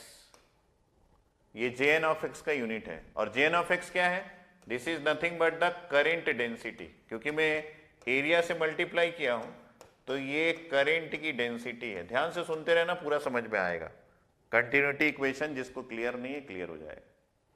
लेकिन मेरे को यहाँ पे Jn(x) को मेरे को number of electrons per unit time बनाना है, तो मेरे को बस इतना ही क्वांटिटी चाहिए। कितना चाहिए, मेरे को number of electrons per unit time चाहिए। तो मैं यहाँ पे क्या करने वाला हूं, सर आप ऐसा कीजिए कि इसको डिवाइड कर दीजिए Q से, जिसको जिसको कंफ्यूजन है, और Q इलेक्ट्रॉन है तो नेगेटिव है, और इसको मल्टीप्लाई कर दीजिए A से, तो आपको क्या मिल जाएगा, आपको मिल जाएगा number of electrons per unit time. और ये क्या है, ये Jn(x) प्लस dx है, मतलब आउट, ये सिर्फ पोजीशन बता रहा है, ये मल्टीप्लाई नहीं है। This is telling the position कि कहां से आपका करंट बाहर जा रहा है, ये पोजीशन बता रहा है, ये मल्टीप्लाई नहीं है। तो सर इसमें भी आप एरिया को और डिवाइडेड बाय -q कर देंगे ना तो हो जाएगा। तो आपको मिल जाएगा यहां पे भी number of electrons per unit time, और यहां पे भी मिल जाएगा number of electrons per unit time. तो ये सब बताने के बाद मैं इसको हटा रहा हूं, ये थोड़ी देर आप क्लिप लेने दे रहा हूं क्या, ताकि आप लिख लीजिए। तो इसको मैंने डिलीट किया, और ये बोल रहे हैं यहां पे कि नंबर ऑफ इलेक्ट्रॉन्स एंटरिंग पर यूनिट टाइम inside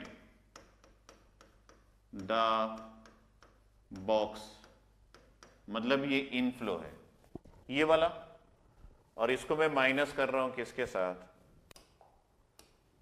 इसको मैं माइनस कर रहा हूं नंबर ऑफ इलेक्ट्रॉन्स लीविंग पर unit time from the box. तो इसका मीनिंग ये है और इसका मीनिंग ये है। फ्रॉम द बॉक्स मतलब डिस्टेंस क्या है, x प्लस डेल्टा x से, और इनसाइड द बॉक्स मतलब ये कहां से घुस रहा है, ये x से घुस रहा है, और ये दोनों को मैंने सब्सट्रैक्ट करके रखा हुआ है।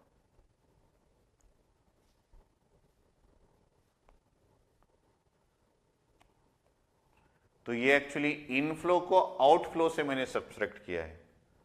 तो मैंने ये देखा कि जब मैंने इनफ्लो को आउटफ्लो से सब्सट्रैक्ट किया तो यहाँ पे अगर number of electrons per unit time है तो यहाँ पे भी number of electrons per unit time minus number of electrons per unit time से सब्सट्रैक्ट होना चाहिए। कितने लोगों को ये बात क्लियर है, ग्रीन सिंबल दे देंगे। जिनको नहीं क्लियर है वो लोग ग्रीन के बदले कुछ और दे देंगे।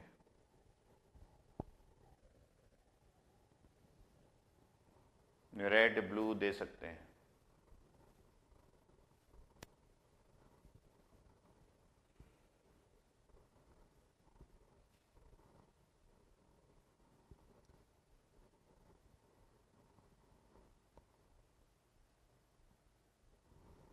अब फिर से उस लेक में जाते हैं। क्या इस लेक में पानी और कहीं से भी आ सकता है? क्या इस लेक में पानी और कहीं से भी आ सकता है? बताएंगे भाई साहब, सभी लोग बताएंगे, एनालॉजी में आ जाए, एनालॉजी में आ जाए और बताइए तो सही कि क्या इस लेक में पानी और कहीं से भी आ सकता है? सभी ने बोला रेन वाटर, बरसात से आ सकता है। तो ये जो है ये बादल है, कहाँ है सर बादल? ये जो है ये ब्लू कलर का बादल है और इससे बरसात हुआ, तो इस लेक में पानी आ सकता है ना? आप ही लोग बोले। तो सर इस लेक में पानी आ सकता है। और क्या इस लेक से पानी कम भी हो सकता है? क्या इस लेक से पानी कम भी हो सकता है और किसी तरीके से? और कोई तरीका है कि क्या इस लेक से पानी कम भी हो सकता है? बादल से आ सकता है, यस, बादल से आ गया पानी। क्या और कोई तरीका है कि इस लेक में पानी कम भी हो सकता है? यस, सनी डे से। आज दिन है सनी वाला, आज दिन है सनी। तो यहां पे मैं यहां पे कर देता हूं कि अगर यहां पे सूरज आ गया तो इस लेक से पानी कम भी हो सकता है। ये जो है ये सूरज है, तो ये जो है ये एवापोरेट हो सकता है वाटर, तो इस लेक से पानी कम भी हो सकता है। तो ये जो बादल बरसा और ये सूरज इसको एवापोरेट किया, अगर ये बादल बरसना, जितना बादल पानी का कंटेंट यहां दिया और सूरज उतने को ही एब्जॉर्ब कर लिया, तो किसी एक पर्टिकुलर टाइम में फिर से इस लेक में पानी नहीं बचेगा। लेकिन ये बादल जो बरसा और ये सूरज जिस रेट में उसको एब्जॉर्ब कर रहा है, ये दोनों में अगर डिफरेंस है तो डेफिनेटली इस लेक में फिर से पानी बचेगा। एग्री और नो? अगर फिर से ये इनफ्लो ये आउटफ्लो दोनों बराबर है तो इस लेक में पानी नहीं बचेगा। लेकिन अगर इनफ्लो आउटफ्लो से ज्यादा है तो डेफिनेटली इसमें विथ रेस्पेक्ट टू टाइम फिर से इस बारिश की वजह से पानी बच जाएगा। एग्री और नॉट बताइए? एग्री सर, सभी लोग एग्री। तो सिमिलरली इस डिवाइस के अंदर हमारे पास दो प्रोसेस हो सकता है। एक, जैसे कि मैंने बोला कि विथ रेस्पेक्ट टू टाइम और डिस्टेंस, इसके अंदर ये जो है ये जनरेशन भी हो सकता है और इसके अंदर रिकॉम्बिनेशन भी हो सकता है। क्योंकि जो इलेक्ट्रॉन्स यहां से आ रहे थे वो इलेक्ट्रॉन्स अचानक कम बाहर क्यों आएंगे? अगर यहां से 4 आ रहे थे तो सर 4 को बाहर आना था ना सर। ये 4 ऐसे आ रहे थे तो ये 4 को बाहर आना था। 2 कहां उड़ गए? मैंने बोला 2 उड़े नहीं हैं, क्योंकि आप इलेक्ट्रॉन्स को डिस्ट्रॉय नहीं कर सकते। यहां पे लिखा है ना, डिस्ट्रॉय नहीं कर सकते, तो ये खत्म नहीं हुए, ये एक्चुअली रिकंबाइन हो गए होंगे। तो इलेक्ट्रॉन्स तो इसके अंदर बच गए हैं। तो एक थ्योरी में बता रहा हूं। तो विथ रेस्पेक्ट टू टाइम आप बोल सकते हैं कि इसके अंदर जनरेट भी हो रहा है और इसके अंदर अगर रिकंबाइन भी हो रहा है, और जनरेशन जो है वो रिकॉम्बिनेशन से ज्यादा है। जितने भी तरीके हैं सब तरीके यूज कर लेते हैं हम कि क्या उस डिवाइस के अंदर उस छोटे से बॉक्स में कोई और तरीका है जिससे कि इलेक्ट्रॉन्स आ सकता है। तो किसी ने बोला यस सर, जनरेट हो सकता है। क्या इलेक्ट्रॉन्स की कमी हो सकती है? यस सर, ये रिकंबाइन हो सकता है। लेकिन इस जीएन के यूनिट के बारे में सोचे, अगर इस जीएन के यूनिट के बारे में सोचे तो इसके लिए कोई आपको डिस्टेंस लेने का जरूरत नहीं है, क्योंकि ये तो उस बॉक्स के अंदर ही हो रहा है। तो जीएन का यूनिट क्या है? जीएन का यूनिट है, मैंने अभी क्लास जब 7 बजे चालू किया था तो लिखा था, ये नंबर ऑफ इलेक्ट्रॉन्स है, यहाँ पे ये पर यूनिट वॉल्यूम है और उसके साथ पर सेकेंड भी है। ये जनरेशन रेट का यूनिट है। तो मैंने यहाँ पे जनरेशन रेट लिख दिया। लेकिन हमको क्या चाहिए? हमको तो number of electrons per unit time चाहिए। मतलब हमको सिर्फ और सिर्फ इतना ही पार्ट चाहिए, number of electrons per unit time चाहिए। तो मैंने यहाँ पे सिर्फ उतना ही लेने का सोचा। कि number of electrons per unit time चाहिए, sorry number of electrons per unit time इतना ही चाहिए, तो वॉल्यूम अलग से आ गया। तो वॉल्यूम को हम यहां पे मल्टीप्लाई कर देते हैं। तो इसमें जब हम मल्टीप्लाई करेंगे तो ये क्या हो जाएगा,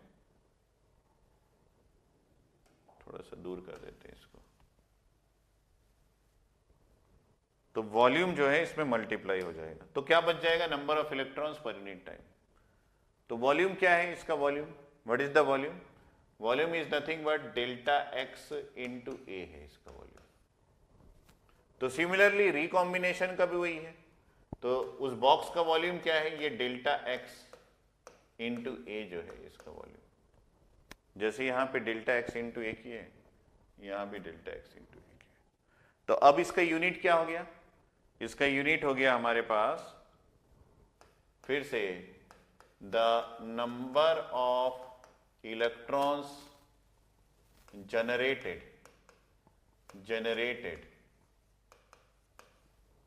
पर सेकेंड। जैसे यहां पे नंबर ऑफ इलेक्ट्रॉन्स लीविंग पर unit time from the box, तो ये नंबर ऑफ इलेक्ट्रॉन्स जनरेटेड पर सेकेंड हो गया, और ये हो गया number of electrons recombined, concentration नहीं, रिकम्बाइनिंग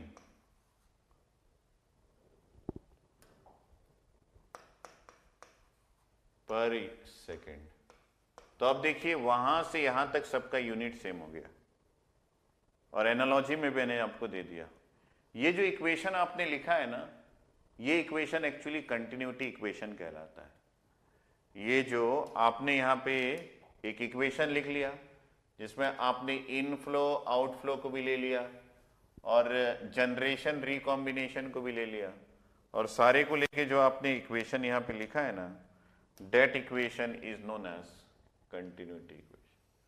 तो कई बार एग्जाम में, छोटे छोटे एग्जाम में ये पूछता भी है कि ये कंटिन्यूटी इक्वेशन में क्या क्या आएगा। तो incoming charge carriers minus outgoing charge carriers, generated charge carriers minus recombination charge carriers, ये सब को अगर आप एक इक्वेशन में इंक्लूड कर दे तो आपको ये पता चल जाएगा कि किसी भी पर्टिकुलर यूनिट वॉल्यूम में, ये यूनिट वॉल्यूम है ना, किसी भी एक यूनिट वॉल्यूम में आपके पास कितने नंबर ऑफ चार्ज कैरियर्स रह जाएंगे। I think because of analogy काफी लोगों को समझ में आ गया होगा कि विथ रेस्पेक्ट टू टाइम किसी एक यूनिट वॉल्यूम में कितने नंबर ऑफ चार्ज कैरियर्स रह जाएंगे। तो अगर समझ में आ गया तो एक बार एग्रीमेंट दे दीजिए, एक बार एग्रीमेंट दे दीजिए आप लोग।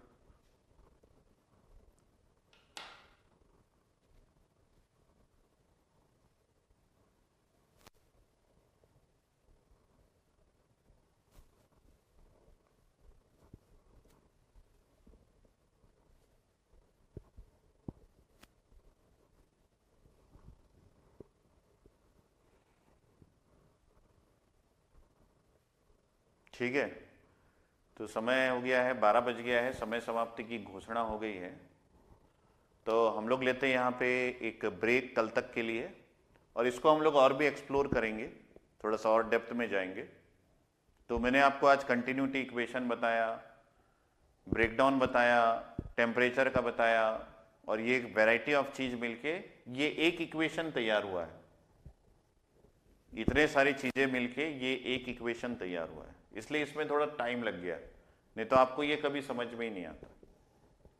ठीक है, तो मिलते हैं कल हम लोग फिर से सेम टाइम 7 o'clock, और हम बातें करेंगे काफी सारा इन डेप्थ, जो आज नहीं कर पाए उसको कल हम पूरा करेंगे, और आपकी जर्नी इसी तरह चलते रहेगी, आपका कंसेप्ट जो है वो बढ़ता रहेगा।